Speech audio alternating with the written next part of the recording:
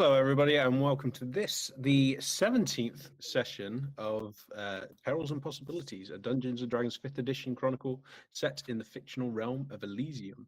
With me today is... Hi, I'm Dean. I'm playing Draenor of Clanbriarheart.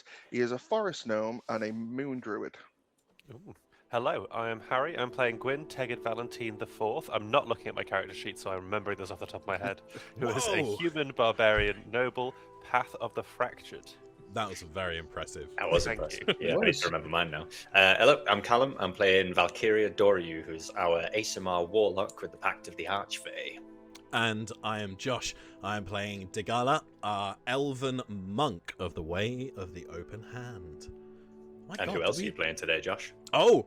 I am also playing Cassian Vesidras III, our human soul knife rogue. Yeah. I've read it. I promise I've read it, James.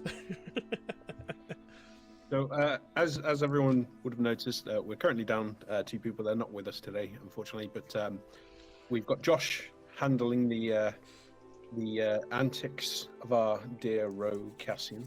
Rest in peace to Cassian. Yeah. It's going to be entertaining. So, yes, we normally, as we said, we do normally have some sort of tech issues. We hopefully managed to get more sorted today, apart from Owlbear being a bit funny with me, but it's going on in the background, so we'll see how that goes. Over to you, Josh, if you've got any announcements. Yes, so hello everybody, we're back with the campaign. Sorry for the couple of weeks off. There's been illness, there's been tech issues, there's been people not being available for all sorts of different reasons, so we didn't want to jump in with like 3 people or people having to jump in and out, so we thought it's time to come back. We're very excited for it. Some of you may have seen my history lesson that I gave on Thursday, looking at writing the next potential D&D stream. We also were talking just about 20 minutes ago with somebody about another potential campaign that may be running. Harry, can you give us a little bit of information about what you've been planning? Yeah, I mean, I'm not planning it, if I'm Well, totally honest. you've I've got got- the stuff for it. Hmm. No, I've got the Aubergine. Was it Wilds of Aubergine? I can't remember. I'm not going to load up D&D Beyond because it crashes my laptop and I will freeze. But yeah, I've got the stuff for Aubergine, and if we ever want to do something fun, silly, and whimsical, to a break from the horrors that persist, then maybe that would be a fun little jaunt into some whimsical fantasy. Amazing. If people would be interested. I think most people are. Yeah, So sure. we'd definitely be looking into doing that. That's pretty much everything from me. Callum. Yes, the usual stuff, guys. The Rogues Retreat, again, yes, we are still partnered with them, and we do still have a lovely little discount code, which is Perils, and if you use that at the checkout, you get an additional 10% off of your purchases. They got some wonderful dice, wonderful badges, just wonderful merch in general, and they are a fantastic little company, so please, please, please do go and check them out. I'm going to be using their dice for the combat today, so fingers crossed it goes pretty well. And they're But, Manchester-based, we aren't they, Callum?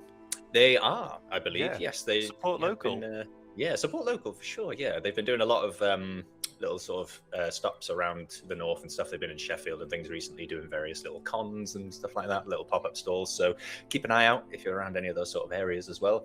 And yeah, like I said, just go check them out. The links will be somewhere along the bottom of the stream, I believe. They But it's theroguesretreat.co.uk. And yeah, code Perils at checkout for another 10% off. Yeah, I think they're going to Liverpool very soon, very possibly. Yeah. So to Liverpool Con. So yeah, that should be cool. You're so much better than that than I am. I could when I did it when you weren't here, I could not get it out. I don't know why. Like you've got that down to a T. So well done. Just practice, isn't it? Bonnie, by the way, Harry says that sounds really good. That sounds really interesting. Ooh, So good. clearly there's an audience for it too. And apparently the fans outside are clamouring for it because this car horn's just going off in front of me. So I thought that might have been the microwave again. people are wanting this Aubergine. And we will give the people what they want. So I believe that is everything. Oh no, Dean, could you tell us about Discord, please? Yep, so we have a Discord set up and we are quite active on there. If you go to perils.uk, that'll redirect you to our Discord. We post a lot of images on there of, animals and pets, as well as artwork that people have been making. Just the other day, I posted a picture on there that is a commission that I had done for my mum for Mother's Day. It's a picture of like the dogs that they've rescued over the years. And we talk about the show as well. And if you want updates on what's happening, the schedule, that's the best place to find it. So yeah, come and chat with us on Discord. Yeah, thank you very much, Dean. And we are aware that there are no beanies being worn today. We have discussed this. The bald contingent are proud of our baldness today. So Freshly shaved. yeah, exactly. I need a shave very soon. That's everything from us, I actually Tidus. cut my head doing it yesterday, so that was really hurt. Oh, never fun. Fantastic. Never fun. Well, beanies are a special thing. They've got to be worn at special times, and it's customary to take your hat off in times of mourning.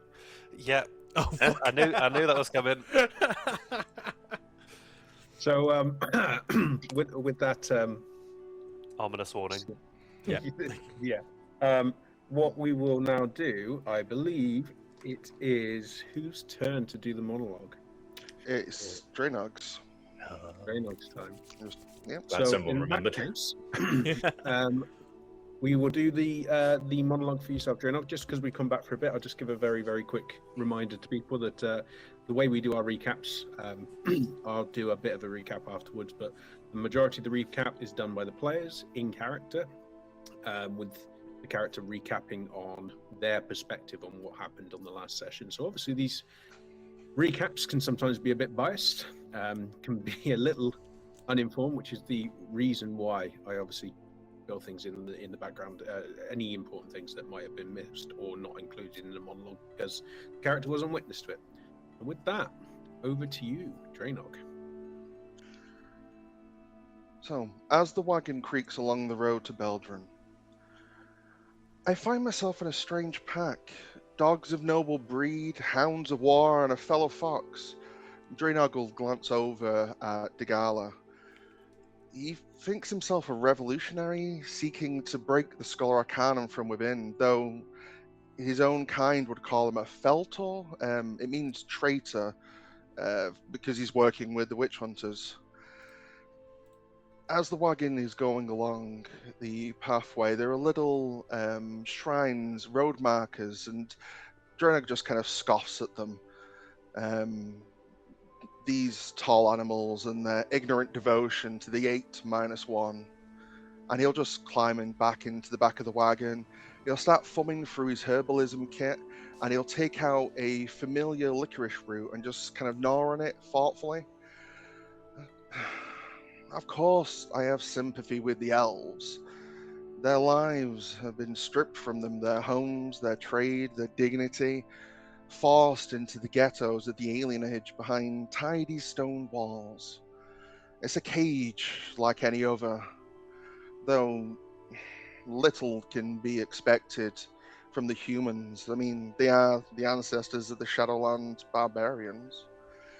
His thoughts will drift slightly as he thinks of Gwyn, who is a human noble with some sort of tie to him, some sort of, not bestial. He's seen him transform into something huge and ferocious and grotesque, but certainly not a beast. And he also thinks of Cassian and how Cassian has kind of been warming up to Draenog. Of course, Cassian's parents are involved in slavery and those kind of things, and as you can imagine, Cassian can be a bit temperamental sometimes, but he's asking the right questions. Though this weird purple magic stuff he's been doing, Draenog's not too sure about all this. After some time, his thoughts will be interrupted by the steady thudding of footsteps behind the wagon, where Philip is just marching behind. I'm sorry I tricked you, Philip, but you haven't been yourself lately. I'm relieved the party has entrusted me with the Black Candle. My circle has crossed path with hags and their bargains before, and these kind of deals are dangerous in untrained hands. His fingers will trace along the candle that's hidden in his healer's kit. The Fae tend to flaunt their titles, and this candle lady, it's such an unassuming one. His eyes will drift back to the front of the wagon, where he can just through the flaps of the canvas see Val. He said his patron of the Feywild allowed this powerful hag to hunt him. Is this a punishment or a test or a trick? And just quietly he'll hum to himself. Light the lanterns, raise the torch, set them high upon the porch. Fear the shadows, fear the lakes. Something aches, bakes, cakes, drakes. He'll be interrupted from the sound of Degala asking aloud if anyone can hear the bells. And as the wagon approaches Beldrun, the town itself falls eerily silent. Amazing. That was Very great. nice. If you have you got an inspiration already? I think I've used mine already. Right, have one now. Thank you.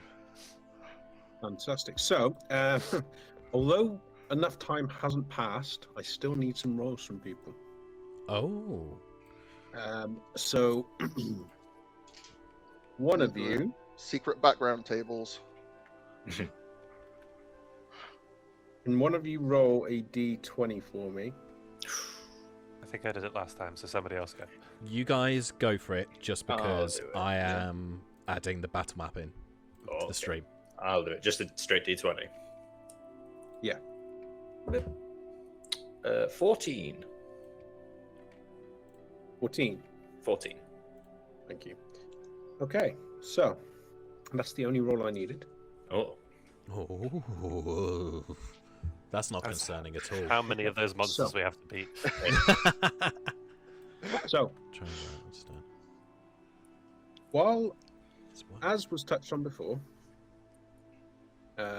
just for the heads up of the players, I have sent a link out to Owlbear. Oh boy. To Thank see you. whether or not you can join. We'll try and do that until. So, for those at home, we've got a platform that we're trying to do called Owlbear, which is how we intend to use the battle map virtually. So we're still quite new to it. As has previously been mentioned multiple times, we're not intended to be a virtual stream. We were intended to be a face-to-face stream.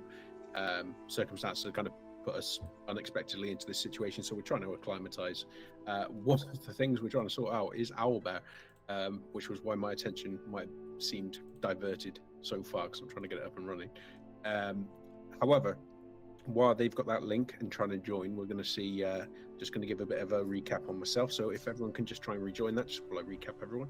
So the group, having been thrown together by the whims of both fate and a particularly enthusiastic noble, all met in Ostia, and through various misadventures have now found themselves working together at the request of one of their party members called Valkyria, who is searching for originally just an unknown individual called the Dragonfly. Since initially having that conversation, the group has now learned that the Dragonfly is actually his child.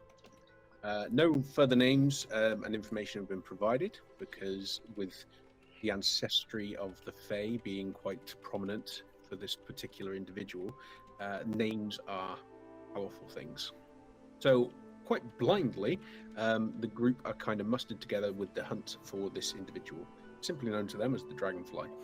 They found through working with a criminal group called the Crawlers that they have to now follow on the footsteps of slavers who have sold the Dragonfly to an individual called Arkvel. This individual, Arkvel, is the subject of a hunt by Degala, and that has given him reason to join the group as well. Where the Dragonfly has gone is believed to be Neridaeth, a port city off towards the west, which is west of the mountains and west of a town called Beldron. Beldron has a history for the human settlements of being a mining town, one that is situated quite close and in the shadow of the singular mountains. And it is this town which is the prominent resourcing of metals and other resources from the mountain, which are sent west and east. On the former case, out west to the Wolf of Elysium, who's waging his war against the elves, and out east to the capital city of Ostia. It is a busy town, and on their way to this town, the party have heard, mainly through Degala and his ridiculous passive scores, the sound of far-off bells chiming. Calling in Aelia, the Fey companion, or Val, they determined that something strange is indeed going on with Beldron. These bells, which are originally meant to signify the start and end of a working day, are going off periodically and very close to one another, as though they're trying to signify something different. According to Aelia, when she did manage to track down the foreman, she was preparing to follow him because she had mentioned that he was she knew that children were used to basically scout new tunnels up in the mountain. So she was following him, and then recalled by Val to give a report. She mentioned that one of the bells had chimed, and everyone in the city and then town at the exact same time went stock still. With this knowledge, the party continued west onto Beldron, and then arrived at the town to find everybody exhausted, looking at them with a look of pity, as though their arrival there could not be the worst thing that they can imagine for them. And no one wanted to interact. Everyone was watching them. Everyone was hurrying about their days. Doors were left unlocked and unchecked. Even the children and the adults were going out and about. They looked like they hadn't slept in a very long time. And then, curious for some information and potentially the location of a tavern or an inn for themselves to stay there, as it was approaching the later hours in the day and they needed rest, the party approached what appeared to be a man and a daughter, an older man and a younger daughter, middle-aged, that were in the midst of an argument. The older man, who didn't look steady on his feet, was telling his daughter that he would go in her place and was carrying a pickaxe. The daughter was insistent that he go home, lock himself in, and took off, unwilling to speak to the party. As the father was starting to do just that, the bells chimed, and everyone was still. White figures of a similar shade and hue of the dust-coloured substances which had been found on the way to Beldron, and in a hand shape, not the hand of Isengard, but it was the hand of Isengard. Come on. You want me to Takarakai? Was seen pressed upon the fountain, and it matched the same colorations as these pale figures, long of limb, with necks easily stretching about 2 feet long, and eyeless sockets with a big open lipless mouth. They seem to glide around, approaching individuals and almost staring and watching as though waiting for something. While the party were also following in this trend of keeping still, they seemed undisturbed by these creatures which were gliding about. The old man, clearly not physically capable anymore, began to create noise when his legs started to go, and one of the creatures advanced, moving towards him, stared at him as he was struggling to remain still, before that mouth, that circular mouth, began to elongate and open like a maw, and stretch over him almost like a curtain going down and eclipsing him. And as he was starting to vanish behind this pale visage, Val and Gwyn at the same time decided to break the stillness, with Val starting to click. Josh out of character, begging them not to, and noises being made to stop this process. We were going to start with initiative. Oh, here we go. Alrighty. Right, let's first of all see. The battle map is on the stream, baby! It's working! I've literally never used this thing before, so bear with. But That's we'll get it absolutely You'll working. have to bear with us, guys. It's going to be a lot of trial and error, but obviously some combats, especially in D&D, theatre of the mind is a great thing, but it's not always fair because not everybody sees the same thing. Yes. And when the difference of 5 feet or so can end up in a character dying, you really do need a map. So, Initiative. Right. Initiative. Fuck there me, should be rogues dice for rolls that are appearing on screen. Oh, right. I may have to. You don't have to use those guys. As always, you can always roll from your physical dice if that's what you prefer. Right. If they are on screen, just shout it out to me just so that I don't miss it, so that I know what I'm writing down. And we'll just shout it out as you've got your totals, not what you've rolled. Okie dokie. Cool. Cal, I'm just moving you out of the way so people can see this. So people can see the dice rolls. Callum's not on the stream anymore. Right. Oh man. Okay. So, oh, that was cocked. Oh, lovely. Okay. Yeah, I've rolled mine in person as well. Fantastic. Nice. So let me know when everyone's rolled, and then I'll start taking down totals. Cool. Yeah. I'll go first. I got 16 for Gwen. 16. Is that a total? Yeah. Fantastic. Okay. Reynog? Yeah, I got 16 as well. Okay. Do you have a? I think what we'll start doing is just to try and make it a bit more dynamic for people in the same party who share an initiative. Every time we get to them on the turn, then you can make your decision about who's going to go first and who's going to go second. Sweet. A bit more dynamic because technically you're still acting at the same time. So I'll just put Reynog there, and then obviously when we get to that account, it's up to you two whether or not you want to do one and then the other, and then the next time do the other and then the other, and try and keep it a bit more I think dynamic. if Brute Gwyn comes out, he'll want to go first. Yeah, so we'll give that a go and stuff, and see how that goes, and see whether or not it's better to keep it static or keep it interchangeable. But again, that's only allied characters. If a monster ends up going before you and you share the initiative, you don't suddenly get to say, no, I'm going to go first. Excuse me, Mr. Tarask. If you wouldn't mind. Wait, I do believe my dex is higher. yeah, good luck with that.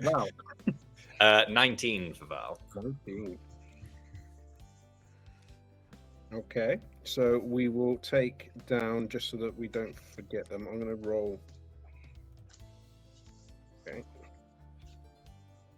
If you're watching the stream, sorry for all the camera movements. I'm just trying to get people out the way. Yes. Yeah, there is a lot of trial and error, guys. It's not Yeah. it's not smooth when we're in first person altogether, but obviously we're aiming to get back to that in time. But for now, just Yeah. on the question of the battle map, can you guys see it moving when I'm moving my screen? Is it locked in, or is it individual to what you're each seeing? If you moved anything now, if you're moving anything, I Just can't the see anything camera. moving. Can't see anything. Yeah. Okay. Fantastic. And what can you see on the map at the moment? It is quite sparse, but as I said, I didn't want to Blue circle. overpopulate it and find There's out Big that wrong. blue rings. Fountain and, Oh, that makes sense. and a That's what I think. mysterious grey square in the top left. Rectangle. Fantastic. Oh, yeah. Fantastic. Okay, so can I get Cassian's, please? Cassian got 19. Yes. Very nice. Okay. I feel like we should just haul ass anyway, to be honest. but- Nah, fuck it. Let's do this. You started this combat. Oh yeah, Yeah. but I started it to save the old guy. I never said I was actually going to stay and fight them all. Yeah, but you do realise that if this creature goes before you, then it gets Oh, its well. attack off anyway, right? Yeah. That's how the initiative works now for the clarification text they've added in. So we've got Val, we've got Cassian, we've got Gwen, we've got Drainog. I've got another one. Who have we got left? Degala, Digala. 21. Ooh. I mean, That's he a is pretty month. speedy. Yeah. He is very speedy. Now, Callum, what was yours? 19. And you're right against the guy, I'm aren't you? the only one off of the carriage. Okay, Tidus, using the alert feature, if Val is happy, Degala will swap his initiative with him. Ooh. So Val will get 21 and Degala will get 19. I refuse. Okay. I'm joking. Okay. I will take the 21. Thank you, Josh. Yeah, seeing as you're off the car, it made more Yeah. sense, I thought. Yeah, I was a little bit away from the car, I believe, because I walked over to talk to the old guy about where we can stay for the night, and then everything happened. Yeah. Fantastic. Let me just. I've just realised that I may, depending on what these things are, I may not be able to hit them because I don't have any magical weapons. I've been worrying about that as well. Because it is Yeah, all punchy welcome to punchy. sandbox stuff, guys. Don't worry about it. Blast. If I wild chip, I won't be able to hit him either, so we can Oh. all team up. It's just my Eldritch Blasts, basically. And Yeah. Cassian's soul knives. Yes. You, Oh, yeah. you lot run and just leave Val to deal with the situation. So, in which case, then, let's get these. Tactical retreat. I'm trying to pick ones that you guys haven't actually used. So, for those who are watching, what you'll see is the map that Titus has prepped. And, oh Christ, here they go. They're appearing. That is some hideous looking thing. So, the... So where? Oh God. Oh God. So I'm the spider dude. Yes. Cool. So I would be a bit closer, probably over here or something. Yeah, you were close and you were speaking to him. So And we were So By the on car. can Is you there a guys car? see this on the battle map? We Hang can- on. Yes. Yes. Yep. Yes, we You see can. There's that? a pointer. Yep. Right. Yep. So you guys also have a pointer. You also have a measuring tool if you wanted to gauge distance without moving your character and forgetting where you were. To give an yeah. example, I'm orange. to give you an example. So can people see that? Yes. Yes, Yep. we can. We can see it on Ah. stream too. Why are you pointing to me? It's just as an example. Don't worry. So that is the ruler, and then you can use it for movement as well. The one thing that you would have to do, see. Oh, that's really Making good. distance. That's really However, clever. the thing you have to remember, however, is that our house rules are diagonal are 5'10", 5'10". It doesn't do that on this, so you need to obviously count that into your measurement. So it's probably better just to use the ruler for distance thing and then count it out for Yeah. movement. Cool. Cool. Unless you're just going crosshatch kind of thing. Titus, I'm very in- impressed with how much you got this down. Yeah, bloody hell. Well, it's I'll get a lot better with it over time, but at the moment we're just keeping it simple because I don't want to get midway through combat and then everything kind of die on me because that will really screw us course. over. So expect, guys at home, that the longer we use this, the more we'll get used to it. So for now, it serves the purpose. So I've gotten the rolls from people. Yes. The blue, just to explain this battle map a bit more. You've got the fountain over off and onto the side, with the inner ring for the kind of really bugging me now that I've realised that middle ring is not centre, but I will do my best to ignore it. Oh, it's a inner mining kind of- town. It's not an artisan town, you know. Exactly. So they've just not You- after bit. So for the purpose of this, we've got this gentleman here. I wonder if I can name these. So that should be interesting. Draenok. Who's named that as Draenok? You And actually also, named it? for the clarity of everybody, guys, can you say your name and wiggle your figure? So, Callum Yes, right here. and Dean, Yep, I'm right here. I was wiggling already. Harry, Yes, this is. I was going to say I was Val then. Gwyn. and this is Degala, and then this is Cassian here. Nice. It does come up with your names as well. It does, yeah, it's very handy. Except for. Yeah, it comes up with Old whoever's man. grabbing it, I think. Gotcha. Yeah. Well, that's fine. Just we'll grab our own clickers then. Fine. Yeah, don't touch people unless they allow you to. Bye, Val. Yeah. Huh? Yeah. So let's make sure that we only touch our own ones just in case we move them. Of course. Obviously, you would not want to find out that somebody got moved, and then if something bad happens to them, it'll just issue. So Consent is king. Exactly. Precisely. Yes. fantastic. So you can also name them if you want to give a. If you click on them, left click. Yeah. There should be a text, edit text. Mm-hmm. You can add your names to them so that even if you're not clicking on them, people can visually see who's who, so they don't have to keep Perfect. checking. So I'm guessing you can see the names on those. Yeah, they're small, but you can see it. Yeah, it might just be worth making it all capitalized just so that it's easier to kind of read at a distance. Oh, you can also just change the font size. Oh, can you? Oh. We're learning so Can you? much. Yeah, font it's size like is as a number down Oh, below. yeah, at the bottom. We are so high tech. Look at us. I mean, to be fair, we had everything had been set up to play in person, and as we've sort of said on Discord, that was always the intention and is the intention. We will be going back to doing that. Yeah. Just unfortunately, because the studio got flooded, we've had to hop onto computers. Amazing. So, we now have everyone in place. Yeah, we do. So, the old man is currently hidden from most of your view. Actually, one last thing I'll ask to add, and I'll leave this up to you guys to put in. There should be a tool, a draw tool. Yeah. I think everyone's still got it. Can you just add on your wagon for me? Yes, sure thing. Let's just do a marker. Is that going to work? Is that showing up for people? Not Or- yet. It's very yeah, it's a light. very It's thin very, blue very line. thin. Yeah. Here we go. Oh, that's better. There we go. That'll I be think more you like can also just add props. Yeah, or mount. Yeah, I don't think we've got those kind of props ready yet. Mm. You have to pre-upload them and stuff. Ah, There's a That beautiful card. art skills right Look there. at that. Jesus, I'm far away from you. Because the important thing that I did want to add is this.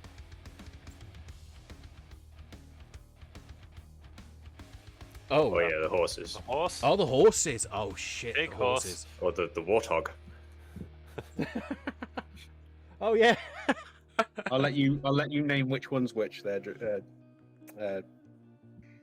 just so Already you on know. it. You jump it on. Yeah, he's done it. Yeah, that was quick. I got it. Grey and Brown are on. Yeah, brown and If grey. I was probably going to be about there. If I was Bonnie, moving already. I'll try and find Oh, the is that sleeping Philip? Philip. Yeah. It will be. Here we go. Oh, Oh, you you've got beat it me wrong. to it. Go on, you do that. Whee. There's a sleeping Philip at the back. Oh, hang on. I've got to remember to up the font size because I can't see anything. Ah, delicious. Yeah, you'll find that quite a bit of this is just going to be a learning experience for us here today, guys. We're taking you but- through Albert. Yeah. Hey, So- if anyone from Albert is watching this, you should maybe drop us a little message. Two things. Definitely use But the they probably won't. They'll accents. probably, yeah. Please use our tools better. Yeah, two things. Help, and also sponsorship. Yeah, drop us a little message. Yeah, get in touch, guys. So, this is an expansive square. There are bits. There are crates and similar or dotted around the place, but rather than kind of clutter up the map and risk slowing this machine down, it's not significant enough that it's going to kind of impede anything. And as I said, this is largely just to get us all used to using this tool, so that when we actually start getting to far more complicated scenarios and stuff, we can actually navigate it better and with a bit more speed. And obviously, I'll have more maps and stuff saved. But then again, by the time I actually become used to this thing, we'll probably be back. We'll be back same in the place. studio. So- Yeah. Right, fingers crossed. Anyway, so in the top of the round, the initiative, it will be Degala. So Degala, where you currently are, close to the wagon, you can see that Val's gone off, spoken to this old man and this white figure beginning to move around. There are more that you can see, although at the moment they're off towards the right side of the map, coming between the buildings, and obviously being drawn by the sound of the snap made by Val, and by Gwyn's sudden movement, because he did say that he finished with a movement as well. So two sources of movement have drawn the ire of two creatures that you can currently see gliding in off the right side of the map. They are about equidistance from the fountain, from that where that black square currently is, off to the left-hand side of the map. So that'll give you a rough indicator of how far in terms of distance. So they are about, say that's 3. So they are 40 feet shy of just coming into the map. Okay. Okay. 40 So- feet shy. The first thing I will say is that I've actually given it to Val. Val's going to be going me first. Also, I can add everyone's initiatives on Owlbear as well. Oh, yay. Yes. please. So we'll do that quickly. So in which case then I'll swap you two over. So is it permanent, this initiative change? Yes. Yeah, it's permanent. Yeah. Okay. So in which case you got Val at 21, Yeah. Mm-hmm. Igala and Cassian at 19. Again, that can be used interchangeably. So Val is 21. Mm-hmm. Degala is 19. Cassian is 19 as well. 16 is Gwyn Yep, and go on. Draenor. Cassian 19. Draenog 16. Yep. So And is Gwyn is 16 too. So if you guys click on the initiative at the top left, it's one of the little arrow things towards the top left. That'll now be up there. Ooh, very nice. Just it's a fun little help for us guys. Can you also add Philip at 8? Philip at 8. Yes, I can do. Philip's gonna get eaten, isn't he? Yeah. 8. There we go. There's We're a all chance in. all of us could get eaten, so it's fine. Yeah, exactly. It'll be grand. It'll be grand. Fantastic. So, in which case, since you've now done an initiative, so I'm actually going to cross your names out because that's just going to confuse me. There we go. And there we die. Feel free to use the tracker on Owlbear if it's easier for you, Ty. Yeah, I just don't want to keep switch because I don't know what will stagger the machine at the moment. It's working well. As everyone that has watched the last few episodes can attest and understand, the tech that I'm using, which I'm very grateful has been provided to me to use, is a bit dated. So I'm trying my best to keep it using its different ones in ways where it doesn't kind of slow anything up. Cool. So it's working at the moment, and we'll keep with it as it is.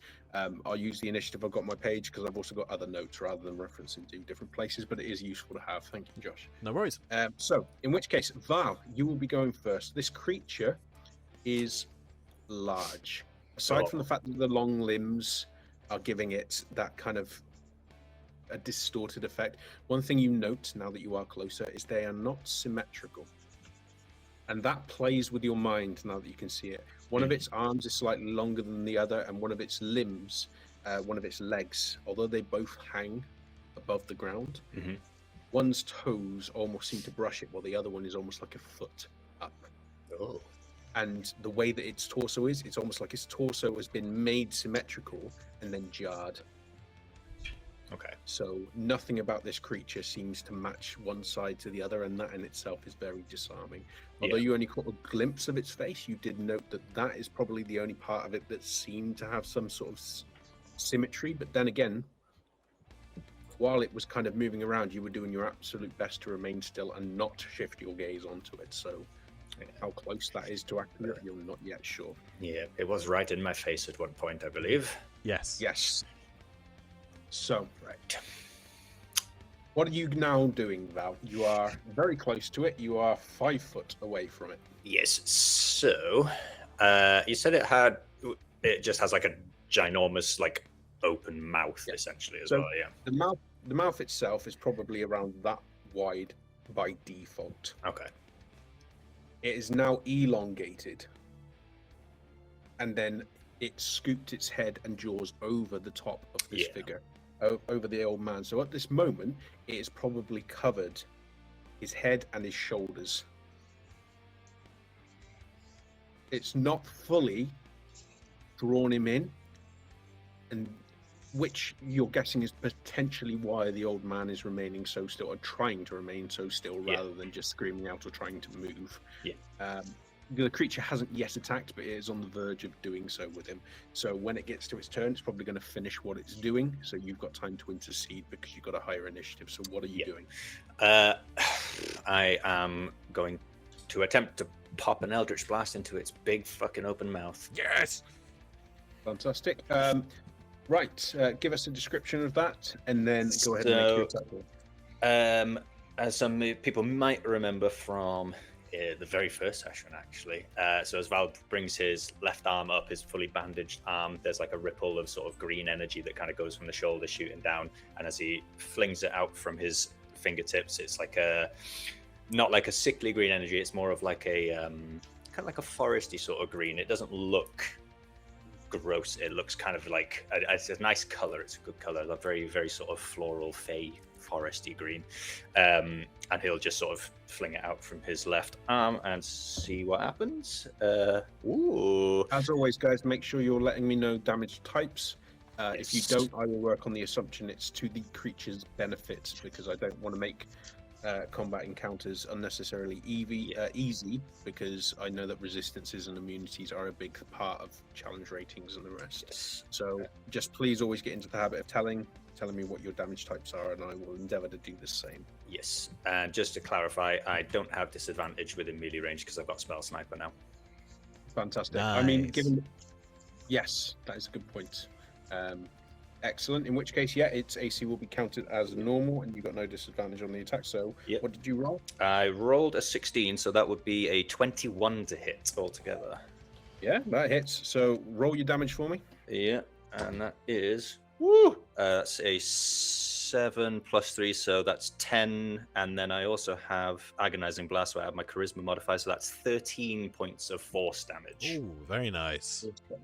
13. Straight into its open mouth. Nice.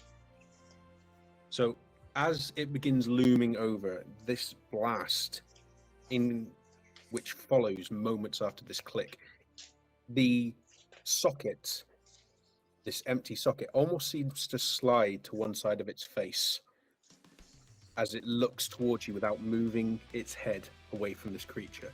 It's almost like the socket dislocates from position and comes to the side of its head and just surveys you. And it is as it starts to lift its head up while its jaws remain almost detached around this man, you catch it on the side, and then the blast vanishes up into its head, and you can almost see around behind the pasty whiteness of its pallor this ripple of color as it jars back and it lets out a high-pitched screech. And then its jaw snaps back like an elastic band, and its head and neck elongate away from you towards you while its body still faces this figure. Every part of this seems disjointed, disconnected, and the way it moves is immensely uneering, but you have certainly gotten its attention. And the blast, where it's hit him, there is still that brief, it was green coloration, wasn't it? Yes, yeah. A green ripple, and you can almost see a movement of a vine within that curls into the skin and begins to burrow. Blimey. So that was your attack. Now what? Yeah. As it turns back around to Val, he's just going to kind of look at it and go, and then I'm going to Misty Step 30 feet towards the cart, so that'll take me to about here.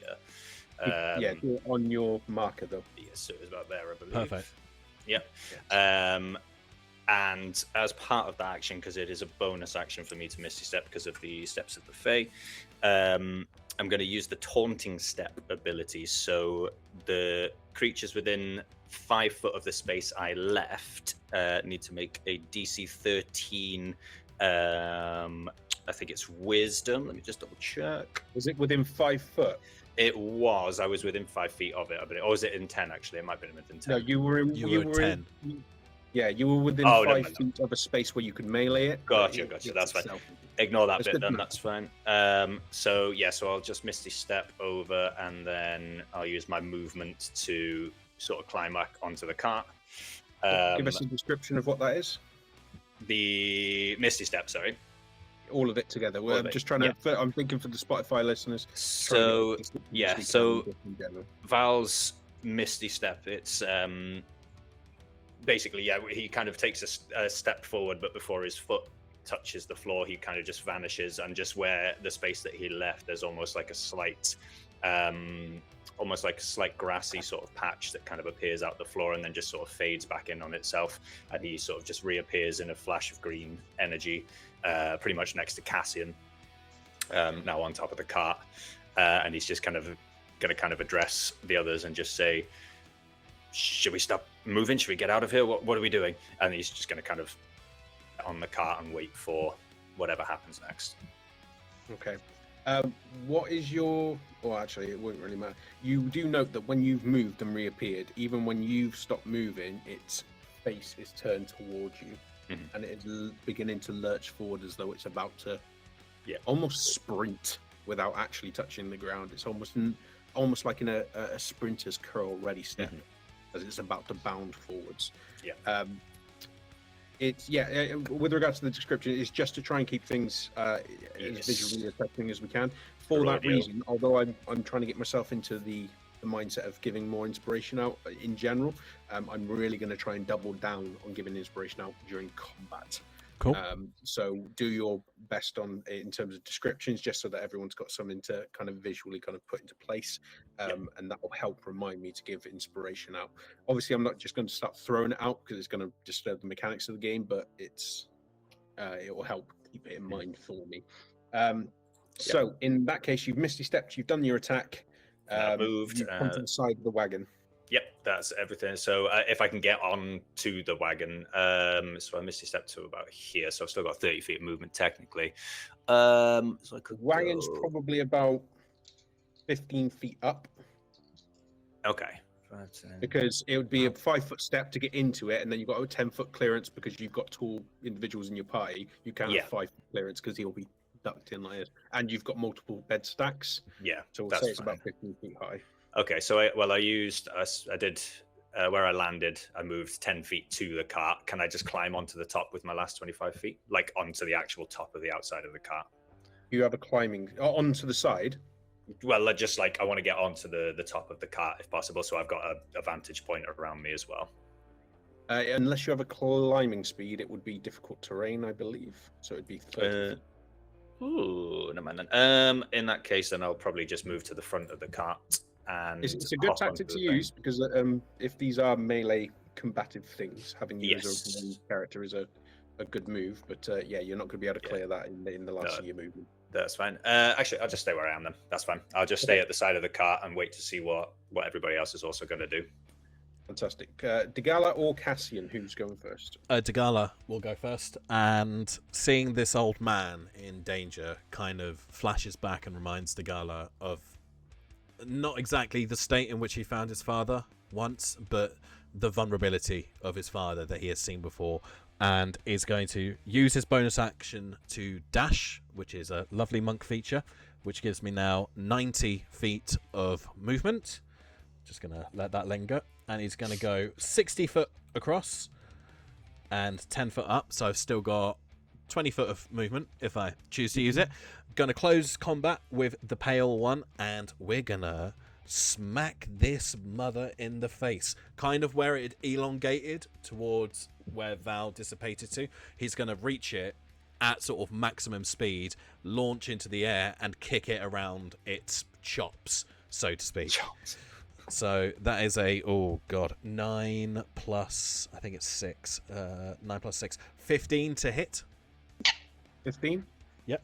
Your blow comes in, and as its body begins to distort and almost come pounce-like, the suddenness of your movement is so quick that you're almost upon it before its attention. One of those eye sockets shifts across the face to angle towards you, while the other one remains locked upon Val. Even though Val stopped moving, and as almost chameleon-like, I'm probably saying the wrong lizard there, but the eyes kind of move independent of one another. Oh, that's right. Yeah, they do. And as you loom in, one of its arms starts to lift, and with every movement of its arm, each joint seems to move staccato, separate from the other, almost like it's a puppeteer, a puppet on strings.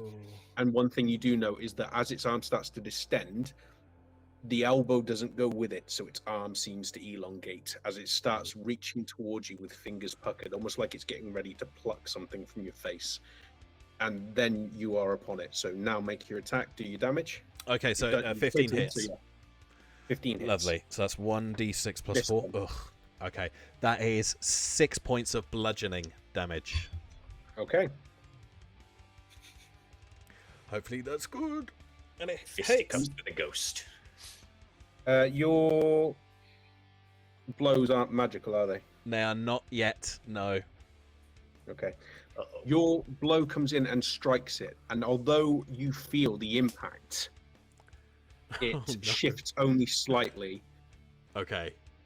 and then that circular mouth almost becomes pinched at the sides and elongates into a rictus grin, Oh. and it freezes there as both eyes now switch and lock on you.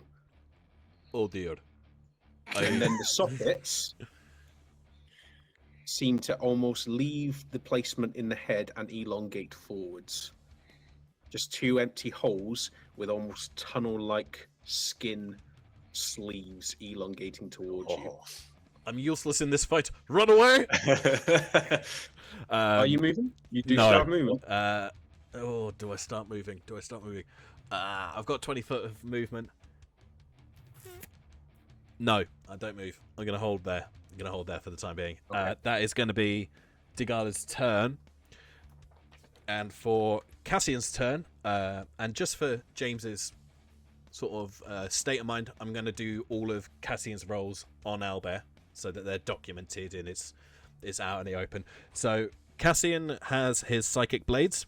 So within 60 feet, he can send a psychic blade, and it is a 55-foot distance. Therefore, Cassian is going to launch out, sort of ready himself, do up his little doublet, whatever he's wearing, flick his cape, and as he flicks his cape up, is going to launch his psionic blade towards this pale one, being He unusually will, quiet. I believe, disadvantage on this attack because it is in melee combat. He's staying put. He's launching the knife. He's throwing the knife. But it's ranged combat. He's doing ranged combat into a melee combat. Oh, does I that believe there's put in disadvantage? No. Let me double check because that's Ooh. what the spell sniper feats saves Val from. He doesn't have spell sniper. I thought spell sniper was if you're in melee using a ranged It attack. is. Spell sniper is if you're in melee. If Yeah. you're in melee. Yeah, I but think he's- it could be. In which case, I think it would be a straight yes, roll. I think what affects him is the possibility of cover. Where is he attacking from? Cassian is Yes. here So his AC will go up by 2. Ooh. in case he hits the gala. Yeah. Oh Yeah. dear. Okay, cool. Yeah, because it's usually if you're within melee range with the creature and you want to do a Yes. ranged spell, then you So, get I disadvantage. knew that Yeah. there was a penalty if someone else is in melee, and it's whether or not they're acting as an impromptu cover. Oh Yeah. god. Okay. This could go So the very AC's badly gone for up by the gala. 2. Okay, cool. Yeah, Cassian would Oh, be quite no. happy to hit the I'm gala. rolling. He would actually. That's a very good point. So it's a D20. We want to do. Oh, come on. How do I roll it? Ah! Left hand corner. Yep. Oh, that's making me pick the dice. Keep in mind, don't roll 2 D20s if you've got advantage. There is an advantage button. That's fine. Otherwise, it adds the 2 together and it just confuses. Has it actually rolled yet? Oh, there we go. No. Oh, there we Ooh, go. There we go. 16. Ah, right. Okay. Oh, So that's a 16 plus 6. So that's a 22 to hit. Nice. Yes, that still hits. Okay. Yeah, roll excellent. damage for him. So that is I going like to be the a. little camera zoom in. That was nice. Ooh, okay. So that is 8 points of psychic damage. And that weapon is vexed, so Cassian will have advantage on it the next attack that he gets. On the same creature or just in general? The same creature. Fantastic. Yeah. So on that creature, Okay. he'll get advantage. And Cassian As- is going to Yeah, go on, and stay sorry. put. So as the blow strikes this creature and its eyes begin elongating towards Digala, its hands starting to loom towards him, the knife, I don't believe you can, can't remember how he described it, whether or not the blades normally appear or not in place, and I don't kind of want to put words into his mouth, but as it kind of strikes this pale creature, there is another of that ear-splitting scream. Digala, probably one of the few times where you've actually resented the fact that you can hear so well. You're getting an earful of this high-pitched, shrilling shriek. And as it catches in your ear, there is the overtone of an animalistic sound. And the underlying vocal quality of it is that of an almost feminine. It seems to undulate between feminine, male, old, young. The vocal quality of this shriek, Okay. and then ends Cool. as the mouth snaps back into position and both arms start lifting towards you. Because obviously it doesn't know where Cassian is from that attack, its focus is still on you. Goody. So that's Cassian, that's Dagala. Yep, that's us. Yep. Any? Did someone have a question there? Oh, I Nope. wasn't going to say it, but I do actually have a question, ironically. Just a really quick question. Was when we were getting that vision of the lake with the salt stuff, was the creature in the water? The creature in the water? No, was the creature No, in the water? No, it was a pale figure that started to glide from beneath the Bridge. the bridge. Yeah. Coming on just shy of coming into view, but its reflection was caught in the water, Cool. and That's that's absolutely what fine. made the creature, the vision have a bolt. No worries. Bonnie That's- reckons it's the voices of the people it's eaten. Probably. Oh. Not a bad shout. Could be. So, Gwyn and Drainog, who's going first? Up to you, Hub. Would you like to go first? Sure. Fuck it. Why not? Right. Gwyn is going to go. I'm just trying to figure out where the best position for this would be. But where's the thing that makes distance measure? From here to... Would that be better? Don't forget with diagonals we're doing, 5-10, 5-10. Oh, okay. So that's Back in 5, 1 second. 15, 20. That'd be 30 foot then, wouldn't it? Yeah. Yeah. Okay. So So we'll count the inside of the wagon, by the way. I just seen movement go as difficult terrain. I was on at the front. No, someone was just coming from Drainog. I was just saying it while I can recall it. Right. It's going to be difficult terrain inside the wagon. Yeah, because you've got all different. You've got all the bags and everything else in there, and you have to navigate and get out. So it's still going to count as difficult terrain going through the middle. So Gwyn is going to try and break the side of the fountain. Ooh. Okay. Property damage, yeah. Nice. to get the water towards the creature. I'm hoping it's like a fast flowing thing. That's why I asked about the water. Oh, that's a cool idea. I like that. I don't know if it's anything to do with this, but who knows? Property damage. So yeah, I've got to try and hit a fountain, I guess. Okay. Cool. So it is stone. Yeah. So that'll factor into the AC, and the size of what you're trying to damage is the hit points. Okay. So it's It's not a just case the of wall. if you don't hit the AC, you're missing a non-moving fountain. It's Yeah. the case that you just haven't struck it in a way that it's causing significant enough damage. Yeah. I'm gonna use Okay, my so make your big roll. ass sword for that. Go on, Gwyn. Okay. I don't roll with advantage, so I'm rolling that. Okay. Is this Well, the you can do a fancy reckless attack if plus you one want. great sword that we got? Yeah, my +1 great sword. Nice. I got 20 to hit. 20 to hit, yeah. Nice. Natural and then- 20 or just a 20? No, just Ah. 13 plus 7. Just a lovely little. Okay, so 2d6 plus 4. 2d6. Oh, okay. 8 damage in total. 8 damage. 8 damage on a stone wall. It's only a small stone wall. You never know. Okay. There is a sizable chip in it as your weapon clefts into it, and the stone starts to break across the top. There is a undulation of the water on the other side of it that splashes up and over onto the weapon. It's not significant enough to get more than a kind of small dribble coming out of it yet, but you have actually started to damage it. Do we also have holy water? I think Philip does. Yeah, or he possibly. used it. We did clean buy some some, I time. thought I remember. Oh, yeah, we did get some, didn't we? Somewhere. Somebody did. If it is Just in bought case. as part of the long list of things, it'll be in the wagon. Yeah. Because everything else is in the wagon. That's the reason I said it's difficult terrain, because it's in there along with the sleeping benches, any kit that you're not using. It's normally a confined space anyway. So it would be in there if anywhere. Yeah, just to catch It'll up, be an Callum. investigation check to find it when you get in there, because you've got all your bags and no set person is yet carrying it. Just to catch up, Callum, I'm trying to break the wall of the fountain because something to do with water for me. Just property damage. Yeah, cool. Good idea. Yeah. Cool. And then, I mean, I can only do one attack a turn so far. Yeah. For the time being. Until next level, if I survive.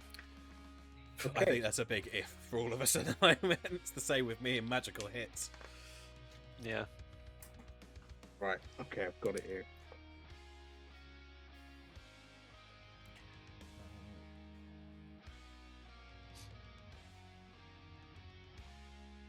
Fantastic. So, is that everything, Gwyn? You did your movement, you've done your attack. Yep.